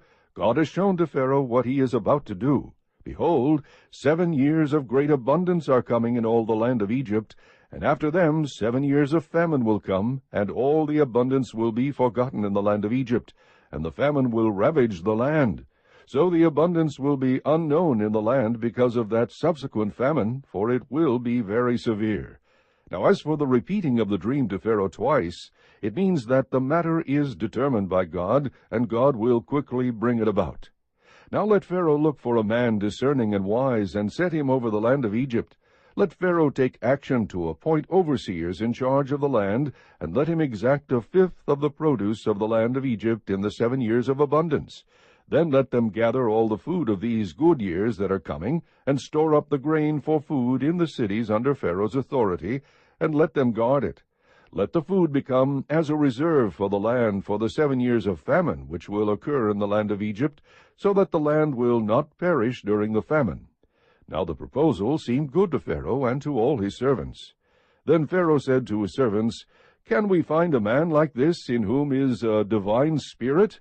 So Pharaoh said to Joseph, Since God has informed you of all this, there is no one so discerning and wise as you are. You shall be over my house, and according to your command all my people shall do homage. Only in the throne I will be greater than you. Pharaoh said to Joseph, See, I have set you over all the land of Egypt. Then Pharaoh took off his signet ring from his hand, and put it on Joseph's hand, and clothed him in garments of fine linen, and put the gold necklace around his neck. He had him ride in his 2nd chariot, and they proclaimed before him, Bow the knee. And he set him over all the land of Egypt. Moreover, Pharaoh said to Joseph, Though I am Pharaoh, yet without your permission no one shall raise his hand or foot in all the land of Egypt. Then Pharaoh named Joseph Zaphanath-Paneah, and he gave him Asenath, the daughter of Potiphera, priest of On, as his wife. And Joseph went forth over the land of Egypt. Now Joseph was 30 years old when he stood before Pharaoh, king of Egypt. And Joseph went out from the presence of Pharaoh, and went through all the land of Egypt. During the 7 years of plenty the land brought forth abundantly. So he gathered all the food of these 7 years which occurred in the land of Egypt, and placed the food in the cities. He placed in every city the food from its own surrounding fields. Thus Joseph stored up grain in great abundance, like the sand of the sea, until he stopped measuring it, for it was beyond measure. Now before the year of famine came, 2 sons were born to Joseph, whom Asenath, the daughter of Potiphera, priest of On, bore to him. Joseph named the firstborn Manasseh, for, he said, God has made me forget all my trouble and all my father's household. He named the second Ephraim, for, he said, God has made me fruitful in the land of my affliction. When the 7 years of plenty which had been in the land of Egypt came to an end, and the 7 years of famine began to come, just as Joseph had said, then there was famine in all the lands, but in all the land of Egypt there was bread. So when all the land of Egypt was famished, the people cried out to Pharaoh for bread. And Pharaoh said to all the Egyptians, Go to Joseph, whatever he says to you, you shall do. When the famine was spread over all the face of the earth, then Joseph opened all the storehouses, and sold to the Egyptians, and the famine was severe in the land of Egypt. The people of all the earth came to Egypt to buy grain from Joseph, because the famine was severe in all the earth. Chapter 42. Now Jacob saw that there was grain in Egypt, and Jacob said to his sons, Why are you staring at one another? He said, Behold, I have heard that there is grain in Egypt. Go down there and buy some for us from that place, so that we may live and not die. Then 10 brothers of Joseph went down to buy grain from Egypt. But Jacob did not send Joseph's brother Benjamin with his brothers, for he said, I am afraid that harm may befall him. So the sons of Israel came to buy grain among those who were coming, for the famine was in the land of Canaan also. Now Joseph was the ruler over the land. He was the one who sold to all the people of the land. And Joseph's brothers came and bowed down to him with their faces to the ground. When Joseph saw his brothers, he recognized them, but he disguised himself to them and spoke to them harshly. And he said to them, Where have you come from? And they said, From the land of Canaan to buy food. But Joseph had recognized his brothers, although they did not recognize him. Joseph remembered the dreams which he had about them, and said to them, You are spies. You have come to look at the undefended parts of our land. Then they said to him, No, my lord, but your servants have come to buy food. We are all sons of one man. We are honest men. Your servants are not spies. Yet he said to them, No, but you have come to look at the undefended parts of our land. But they said, Your servants are 12 brothers in all, the sons of one man in the land of Canaan. And behold, the youngest is with our father today, and one is no longer alive. Joseph said to them, It is as I said to you, you are spies. By this you will be tested. By the life of Pharaoh you shall not go from this place unless your youngest brother comes here. Send one of you, that he may get your brother, while you remain confined, that your words may be tested, whether there is truth in you. But if not, by the life of Pharaoh, surely you are spies. So he put them all together in prison for 3 days. Now Joseph said to them on the 3rd day, Do this and live, for I fear God. If you are honest men, let one of your brothers be confined in your prison. But as for the rest of you, go, carry grain for the famine of your households, and bring your youngest brother to me, so your words may be verified, and you will not die. And they did so. Then they said to one another, Truly we are guilty concerning our brother, because we saw the distress of his soul when he pleaded with us, yet we would not listen. Therefore this distress has come upon us. Reuben answered them, saying, Did I not tell you, Do not sin against the boy? And you would not listen. Now comes the reckoning for his blood. They did not know, however, that Joseph understood, for there was an interpreter between them. He turned away from them and wept. But when he returned to them and spoke to them, he took Simeon from them and bound him before their eyes. Then Joseph gave orders to fill their bags with grain, and to restore every man's money in his sack, and to give them provisions for the journey. And thus it was done for them. So they loaded their donkeys with their grain, and departed from there. As one of them opened his sack to give his donkey fodder at the lodging place, he saw his money, and behold, it was in the mouth of his sack. Then he said to his brothers, My money has been returned, and behold, it is even in my sack. And their hearts sank, and they turned trembling to one another, saying, What is this that God has done to us? When they came to their father Jacob in the land of Canaan, they told him all that had happened to them, saying, The man, the lord of the land, spoke harshly with us, and took us for spies of the country. But we said to him, We are honest men, we are not spies. We are 12 brothers, sons of our father. One is no longer alive, and the youngest is with our father today in the land of Canaan. The man, the lord of the land, said to us, By this I will know that you are honest men. Leave one of your brothers with me, and take grain for the famine of your households, and go. But bring your youngest brother to me, that I may know that you are not spies, but honest men. I will give your brother to you, and you may trade in the land. Now it came about, as they were emptying their sacks, that, behold, every man's bundle of money was in his sack. And when they and their father saw their bundles of money, they were dismayed. Their father Jacob said to them, You have bereaved me of my children. Joseph is no more, and Simeon is no more, and you would take Benjamin. All these things are against me. Then Reuben spoke to his father, saying, You may put my 2 sons to death if I do not bring him back to you. Put him in my care, and I will return him to you. But Jacob said, My son shall not go down with you, for his brother is dead, and he alone is left. If harm should befall him on the journey you are taking, then you will bring my gray hair down to Sheol in sorrow. Chapter 43. Now the famine was severe in the land, so it came about, when they had finished eating the grain which they had brought from Egypt, that their father said to them, Go back, buy us a little food. Judah spoke to him, however, saying, The man solemnly warned us, You shall not see my face unless your brother is with you. If you send our brother with us, we will go down and buy you food. But if you do not send him, we will not go down, for the man said to us, You will not see my face unless your brother is with you.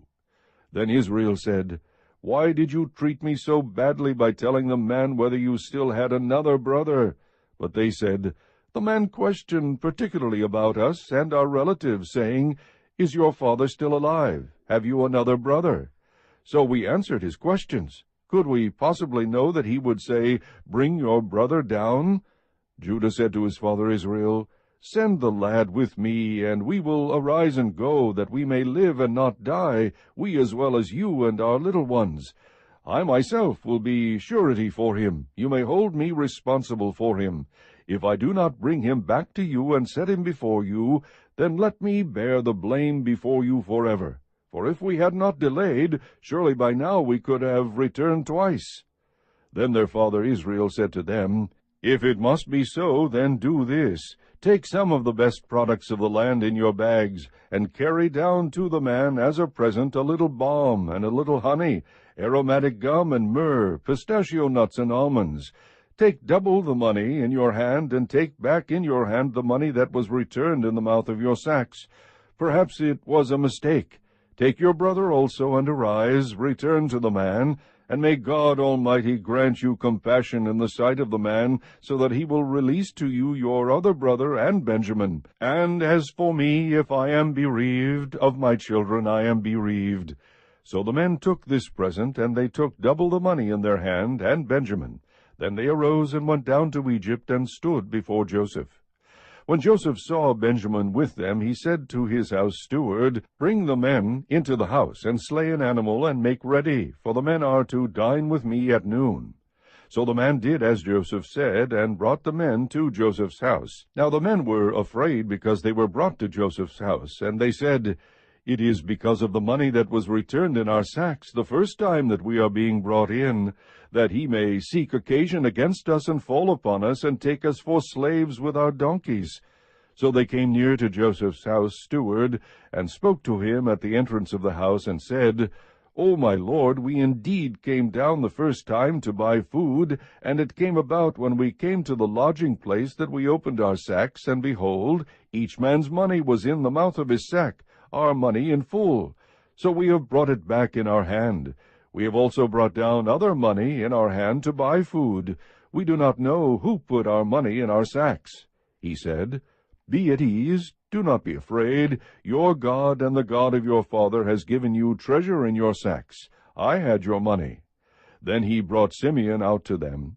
Then the man brought the men into Joseph's house, and gave them water, and they washed their feet, and he gave their donkeys fodder. So they prepared the present for Joseph's coming at noon, for they had heard that they were to eat a meal there. When Joseph came home, they brought into the house to him the present which was in their hand, and bowed to the ground before him. Then he asked them about their welfare, and said, Is your old father well, of whom you spoke? Is he still alive? They said, Your servant our father is well, he is still alive. They bowed down in homage. As he lifted his eyes and saw his brother Benjamin, his mother's son, he said, Is this your youngest brother, of whom you spoke to me? And he said, May God be gracious to you, my son. Joseph hurried out, for he was deeply stirred over his brother, and he sought a place to weep. And he entered his chamber and wept there. Then he washed his face and came out, and he controlled himself and said, Serve the meal. So they served him by himself, and them by themselves, and the Egyptians who ate with him by themselves, because the Egyptians could not eat bread with the Hebrews, for that is loathsome to the Egyptians. Now they were seated before him, the firstborn according to his birthright, and the youngest according to his youth, and the men looked at one another in astonishment. He took portions to them from his own table, but Benjamin's portion was 5 times as much as any of theirs, so they feasted and drank freely with him. Chapter 44. Then he commanded his house steward, saying, Fill the men's sacks with food, as much as they can carry, and put each man's money in the mouth of his sack. Put my cup, the silver cup, in the mouth of the sack of the youngest, and his money for the grain. And he did as Joseph had told him. As soon as it was light, the men were sent away, they with their donkeys. They had just gone out of the city, and were not far off, when Joseph said to his house steward, Up, follow the men, and when you overtake them, say to them, Why have you repaid evil for good? Is not this the one from which my Lord drinks, and which he indeed uses for divination? You have done wrong in doing this. So he overtook them, and spoke these words to them. They said to him, Why does my Lord speak such words as these? Far be it from your servants to do such a thing. Behold, the money which we found in the mouth of our sacks we have brought back to you from the land of Canaan.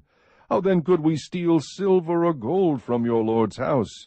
With whomever of your servants it is found, let him die, and we also will be my Lord's slaves. So he said, Now let it also be according to your words. He with whom it is found shall be my slave, and the rest of you shall be innocent. Then they hurried. Each man lowered his sack to the ground, and each man opened his sack. He searched, beginning with the oldest and ending with the youngest, and the cup was found in Benjamin's sack. Then they tore their clothes, and when each man loaded his donkey, they returned to the city. When Judah and his brothers came to Joseph's house, he was still there, and they fell to the ground before him. Joseph said to them, What is this deed that you have done? Do you not know that such a man as I can indeed practice divination? So Judah said, What can we say to my Lord? What can we speak? And how can we justify ourselves? God has found out the iniquity of your servants. Behold, we are my Lord's slaves, both we and the one in whose possession the cup has been found. But he said, Far be it from me to do this. The man in whose possession the cup has been found, he shall be my slave, but as for you, go up in peace to your father. Then Judah approached him and said, O my Lord, may your servant please speak a word in my Lord's ears, and do not be angry with your servant, for you are equal to Pharaoh. My Lord asked his servant, saying, Have you a father or a brother? We said to my Lord, We have an old father, and a little child of his old age. Now his brother is dead, so he alone is left of his mother, and his father loves him. Then you said to your servants, Bring him down to me, that I may set my eyes on him. But we said to my Lord, The lad cannot leave his father, for if he should leave his father would die. You said to your servants, however, Unless your youngest brother comes down with you, you will not see my face again. Thus it came about, when we went up to your servant my father, we told him the words of my Lord. Our father said, Go back, buy us a little food. But we said, We cannot go down. If our youngest brother is with us, then we will go down. For we cannot see the man's face unless our youngest brother is with us. Your servant my father said to us, You know that my wife bore me 2 sons, and the one went out from me, and I said, Surely he is torn in pieces, and I have not seen him since. If you take this one also from me, and harm befalls him, you will bring my gray hair down to Sheol in sorrow. Now therefore, when I come to your servant my father, and the lad is not with us, since his life is bound up in the lad's life, when he sees that the lad is not with us, he will die. Thus your servants will bring the gray hair of your servant our father down to Sheol in sorrow. For your servant became surety for the lad to my father, saying, If I do not bring him back to you, then let me bear the blame before my father forever. Now therefore, please let your servant remain instead of the lad, a slave to my lord, and let the lad go up with his brothers. For how shall I go up to my father if the lad is not with me, for fear that I see the evil that would overtake my father? Chapter 45. Then Joseph could not control himself before all those who stood by him, and he cried, Have every one go out from me. So there was no man with him when Joseph made himself known to his brothers. He wept so loudly that the Egyptians heard it, and the household of Pharaoh heard of it. Then Joseph said to his brothers, I am Joseph. Is my father still alive? But his brothers could not answer him, for they were dismayed at his presence. Then Joseph said to his brothers, Please come closer to me. And they came closer, and he said, I am your brother Joseph, whom you sold into Egypt. Now do not be grieved or angry with yourselves, because you sold me here, for God sent me before you to preserve life. For the famine has been in the land these 2 years, and there are still 5 years in which there will be neither plowing nor harvesting. God sent me before you to preserve for you a remnant in the earth, and to keep you alive by a great deliverance. Now therefore, it was not you who sent me here, but God, and he has made me a father to Pharaoh, and lord of all his household, and ruler over all the land of Egypt. Hurry and go to my father, and say to him, Thus says your son Joseph, God has made me lord of all Egypt. Come down to me, do not delay. You shall live in the land of Goshen, and you shall be near me, you and your children, and your children's children, and your flocks and your herds, and all that you have. There I will also provide for you, for there are still 5 years of famine to come, and you and your household and all that you have would be impoverished. Behold, your eyes see, and the eyes of my brother Benjamin see, that it is my mouth which is speaking to you.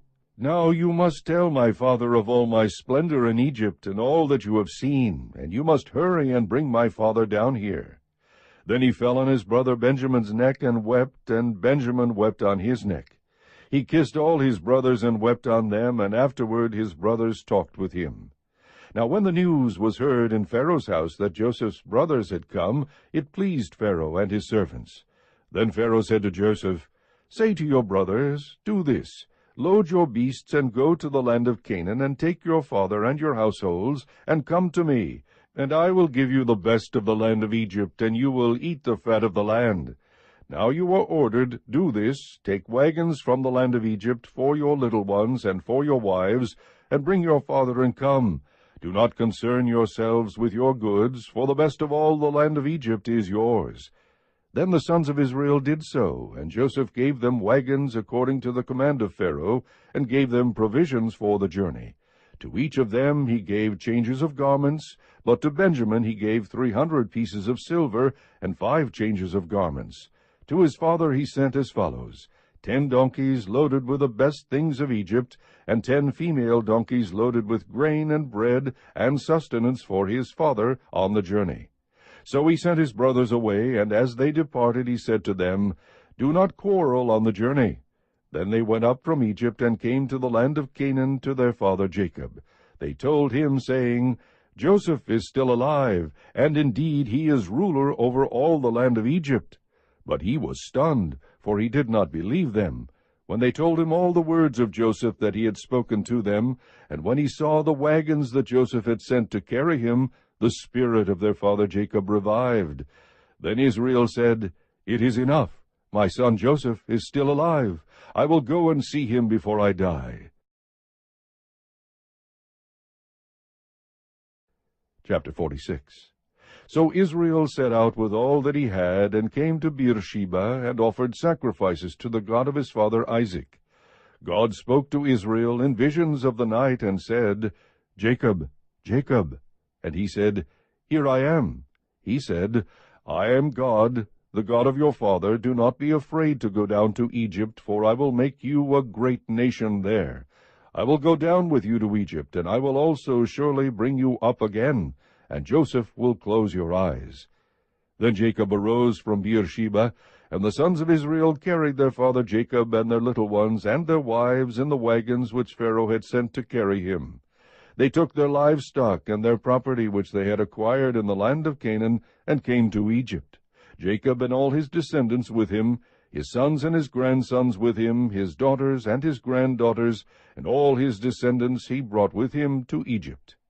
Now these are the names of the sons of Israel, Jacob and his sons, who went to Egypt: Reuben, Jacob's firstborn, the sons of Reuben, Hanoch and Phalu and Hezron and Carmi; the sons of Simeon, Jemuel and Jamin and Ohad and Jachin and Zohar and Shaul, the son of a Canaanite woman; the sons of Levi, Gershon, Kohath, and Merari; the sons of Judah, and Onan, and Shelah, and Perez, and Zerah, but and Onan died in the land of Canaan. And the sons of Perez were Hezron and Hamul; the sons of Issachar, Tola, and Puvah, and Iob, and Shimron; the sons of Zebulun, Sered, and Elon, and Jaleel. These are the sons of Leah, whom she bore to Jacob in Padan Aram, with his daughter Dinah. All his sons and his daughters numbered 33. The sons of Gad, Ziphion, and Haggai, Shunai, and Esbon, Eri, and Arodai, and Arelai. The sons of Asher, Imnah, and Ishva, and Ishvi, and Beriah, and their sister Sarah. And the sons of Beriah, Heber, and Malchiel. These are the sons of Zilpah, whom Laban gave to his daughter Leah, and she bore to Jacob these 16 persons. The sons of Jacob's wife Rachel, Joseph and Benjamin. Now to Joseph in the land of Egypt were born Manasseh and Ephraim, whom Asenath, the daughter of Potipherah, priest of On, bore to him. The sons of Benjamin, Bela and Becher and Ashbel, Gera and Naaman, Ehi and Rosh, Mupim and Hupim and Ard. These are the sons of Rachel who were born to Jacob. There were 14 persons in all. The sons of Dan, Hushim; the sons of Naphtali, Jazeel, and Gunai, and Jezer, and Shilem.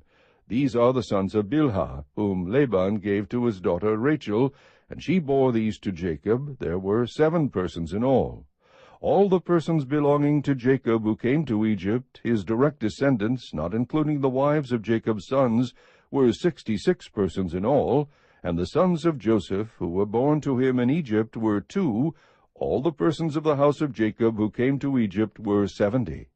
Now he sent Judah before him to Joseph, to point out the way before him to Goshen, and they came into the land of Goshen.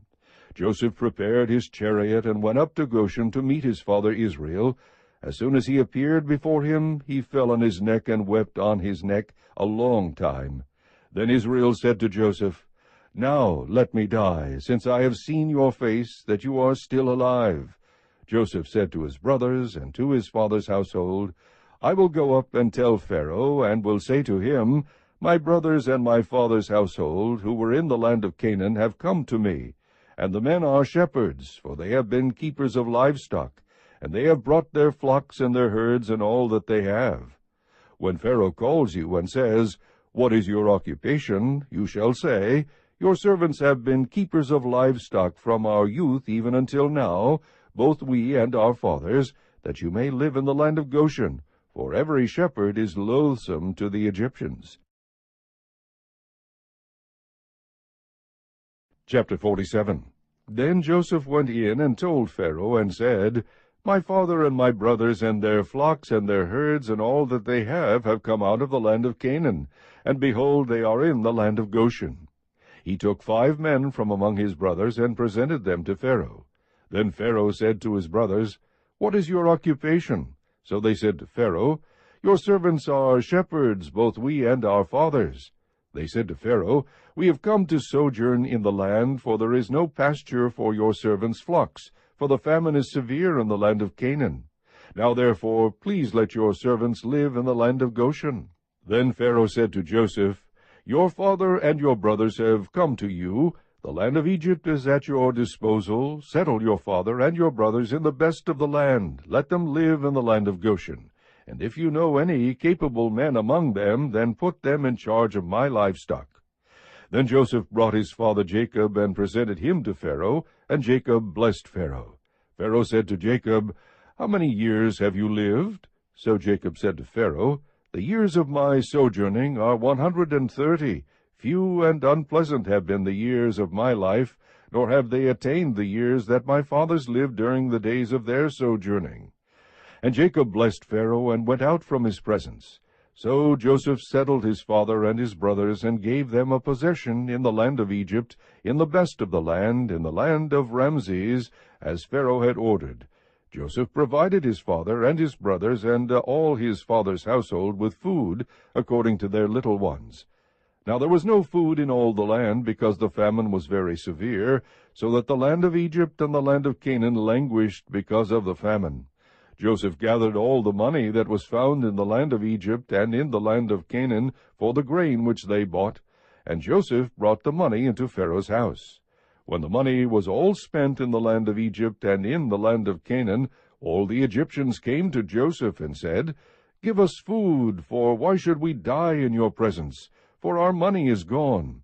Then Joseph said, Give up your livestock, and I will give you food for your livestock, since your money is gone. So they brought their livestock to Joseph, and Joseph gave them food in exchange for the horses, and the flocks, and the herds, and the donkeys. And he fed them with food in exchange for all their livestock that year. When that year was ended, they came to him the next year, and said to him, We will not hide from my lord that our money is all spent, and the cattle are my lord's. There is nothing left for my lord except our bodies and our lands. Why should we die before your eyes, both we and our land? Buy us and our land for food, and we and our land will be slaves to Pharaoh. So give us seed, that we may live and not die, and that the land may not be desolate. So Joseph bought all the land of Egypt for Pharaoh, for every Egyptian sold his field, because the famine was severe upon them. Thus the land became Pharaoh's. As for the people, he removed them to the cities from one end of Egypt's border to the other. Only the land of the priests he did not buy, for the priests had an allotment from Pharaoh, and they lived off the allotment which Pharaoh gave them. Therefore they did not sell their land. Then Joseph said to the people, Behold, I have today bought you and your land for Pharaoh. Now here is seed for you, and you may sow the land. At the harvest you shall give 1/5 to Pharaoh, and 4/5 shall be your own for seed of the field, and for your food, and for those of your households, and as food for your little ones. So they said, You have saved our lives. Let us find favor in the sight of my lord, and we will be Pharaoh's slaves. Joseph made it a statute concerning the land of Egypt, valid to this day, that Pharaoh should have the 5th. Only the land of the priests did not become Pharaoh's. Now Israel lived in the land of Egypt, in Goshen, and they acquired property in it, and were fruitful, and became very numerous. Jacob lived in the land of Egypt 17 years, so the length of Jacob's life was 147 years.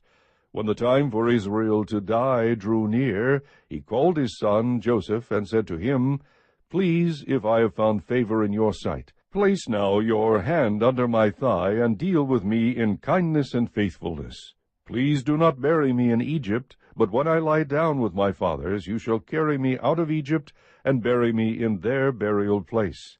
And he said, I will do as you have said. He said, Swear to me. So he swore to him. Then Israel bowed in worship at the head of the bed. Chapter 48. Now it came about after these things that Joseph was told, Behold, your father is sick. So he took his 2 sons Manasseh and Ephraim with him. When it was told to Jacob, Behold, your son Joseph has come to you, Israel collected his strength and sat up in the bed. Then Jacob said to Joseph, God Almighty appeared to me at Luz in the land of Canaan, and blessed me. And he said to me, Behold, I will make you fruitful and numerous, and I will make you a company of peoples, and will give this land to your descendants after you for an everlasting possession. Now your 2 sons, who were born to you in the land of Egypt before I came to you in Egypt, are mine. Ephraim and Manasseh shall be mine, as Reuben and Simeon are. But your offspring that have been born after them shall be yours. They shall be called by the names of their brothers in their inheritance. Now as for me, when I came from Padan, Rachel died to my sorrow in the land of Canaan on the journey, when there was still some distance to go to Ephrath, and I buried her there on the way to Ephrath, that is Bethlehem. When Israel saw Joseph's sons, he said, Who are these? Joseph said to his father, They are my sons, whom God has given me here. So he said, Bring them to me, please, that I may bless them. Now the eyes of Israel were so dim from age that he could not see. Then Joseph brought them close to him, and he kissed them and embraced them. Israel said to Joseph, I never expected to see your face, and behold, God has let me see your children as well. Then Joseph took them from his knees, and bowed with his face to the ground. Joseph took them both, Ephraim with his right hand toward Israel's left, and Manasseh with his left hand toward Israel's right, and brought them close to him. But Israel stretched out his right hand and laid it on the head of Ephraim, who was the younger, and his left hand on Manasseh's head, crossing his hands, although Manasseh was the firstborn. He blessed Joseph and said, The God before whom my fathers Abraham and Isaac walked, the God who has been my shepherd all my life to this day, the angel who has redeemed me from all evil, bless the lads, and may my name live on in them, and the names of my fathers Abraham and Isaac, and may they grow into a multitude in the midst of the earth. When Joseph saw that his father laid his right hand on Ephraim's head, it displeased him, and he grasped his father's hand to remove it from Ephraim's head to Manasseh's head. Joseph said to his father, Not so, my father, for this one is the firstborn. Place your right hand on his head. But his father refused and said, I know, my son, I know. He also will become a people, and he also will be great. However, his younger brother shall be greater than he, and his descendants shall become a multitude of nations. He blessed them that day, saying, By you Israel will pronounce blessing, saying, May God make you like Ephraim and Manasseh. Thus he put Ephraim before Manasseh. Then Israel said to Joseph, Behold, I am about to die, but God will be with you, and bring you back to the land of your fathers. I give you one portion more than your brothers, which I took from the hand of the Amorite with my sword and my bow. Chapter 49.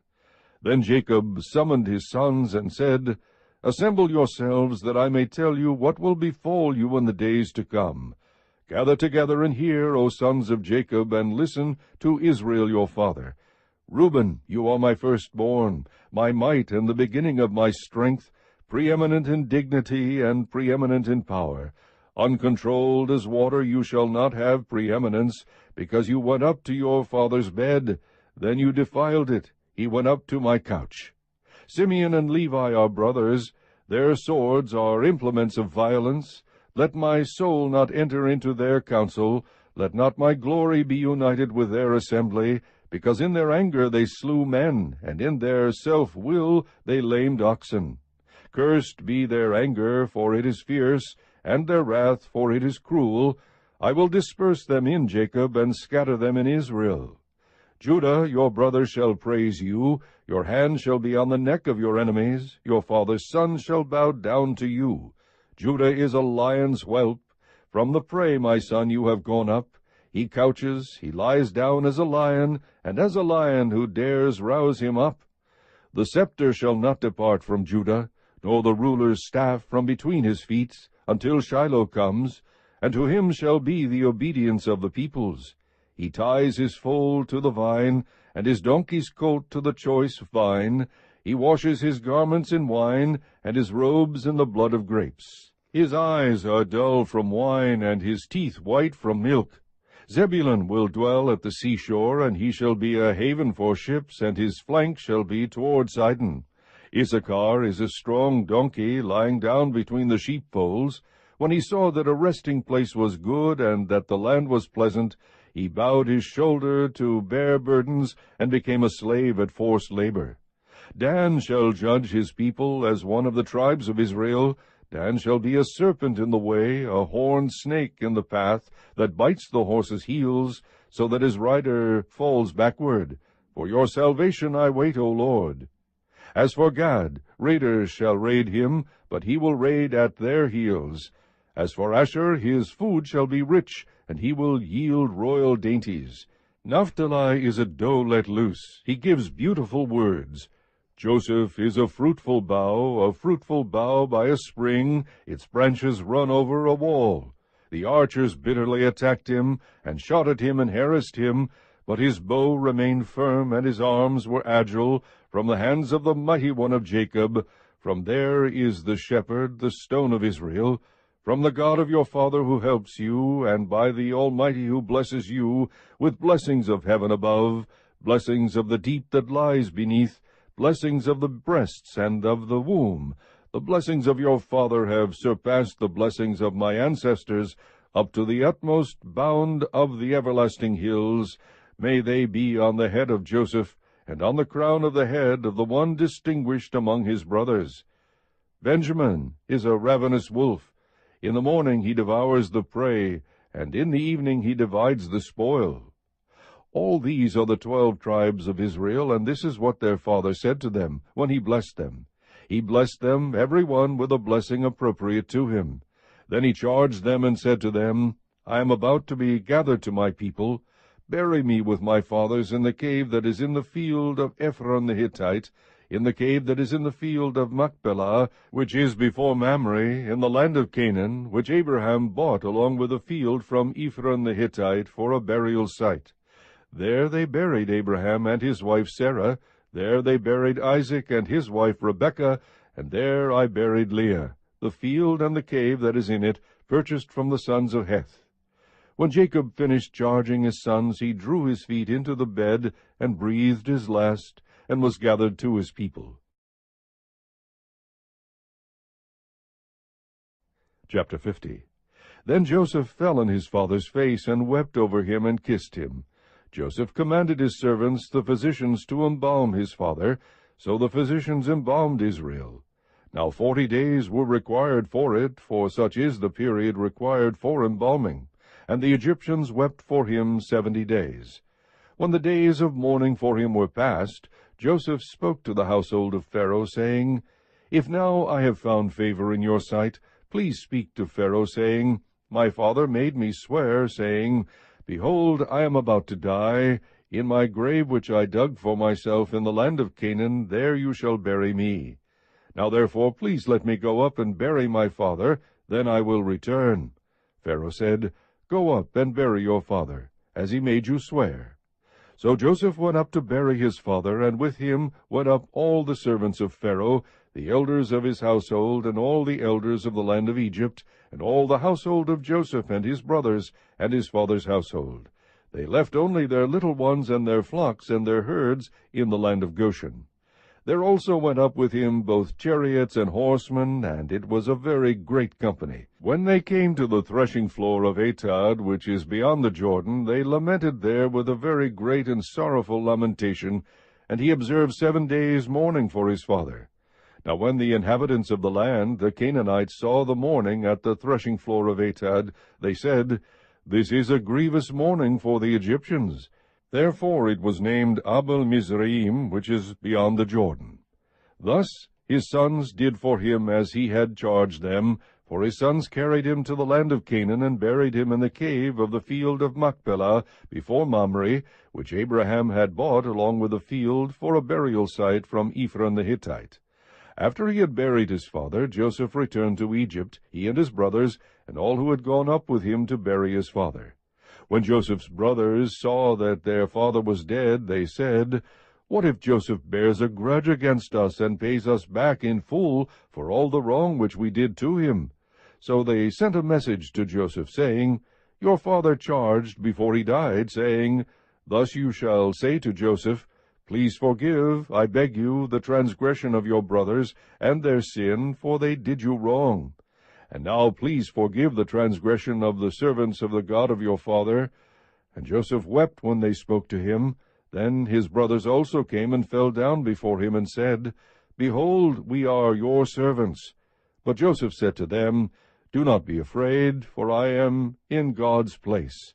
As for you, you meant evil against me, but God meant it for good, in order to bring about this present result, to preserve many people alive. So therefore do not be afraid. I will provide for you and your little ones." So he comforted them, and spoke kindly to them. Now Joseph stayed in Egypt, he and his father's household, and Joseph lived 110 years. Joseph saw the third generation of Ephraim's sons. Also the sons of Machir, the son of Manasseh, were born on Joseph's knees. Joseph said to his brothers, "I am about to die, but God will surely take care of you, and bring you up from this land to the land which he promised on oath to Abraham, to Isaac, and to Jacob." Then Joseph made the sons of Israel swear, saying, "God will surely take care of you, and you shall carry my bones up from here."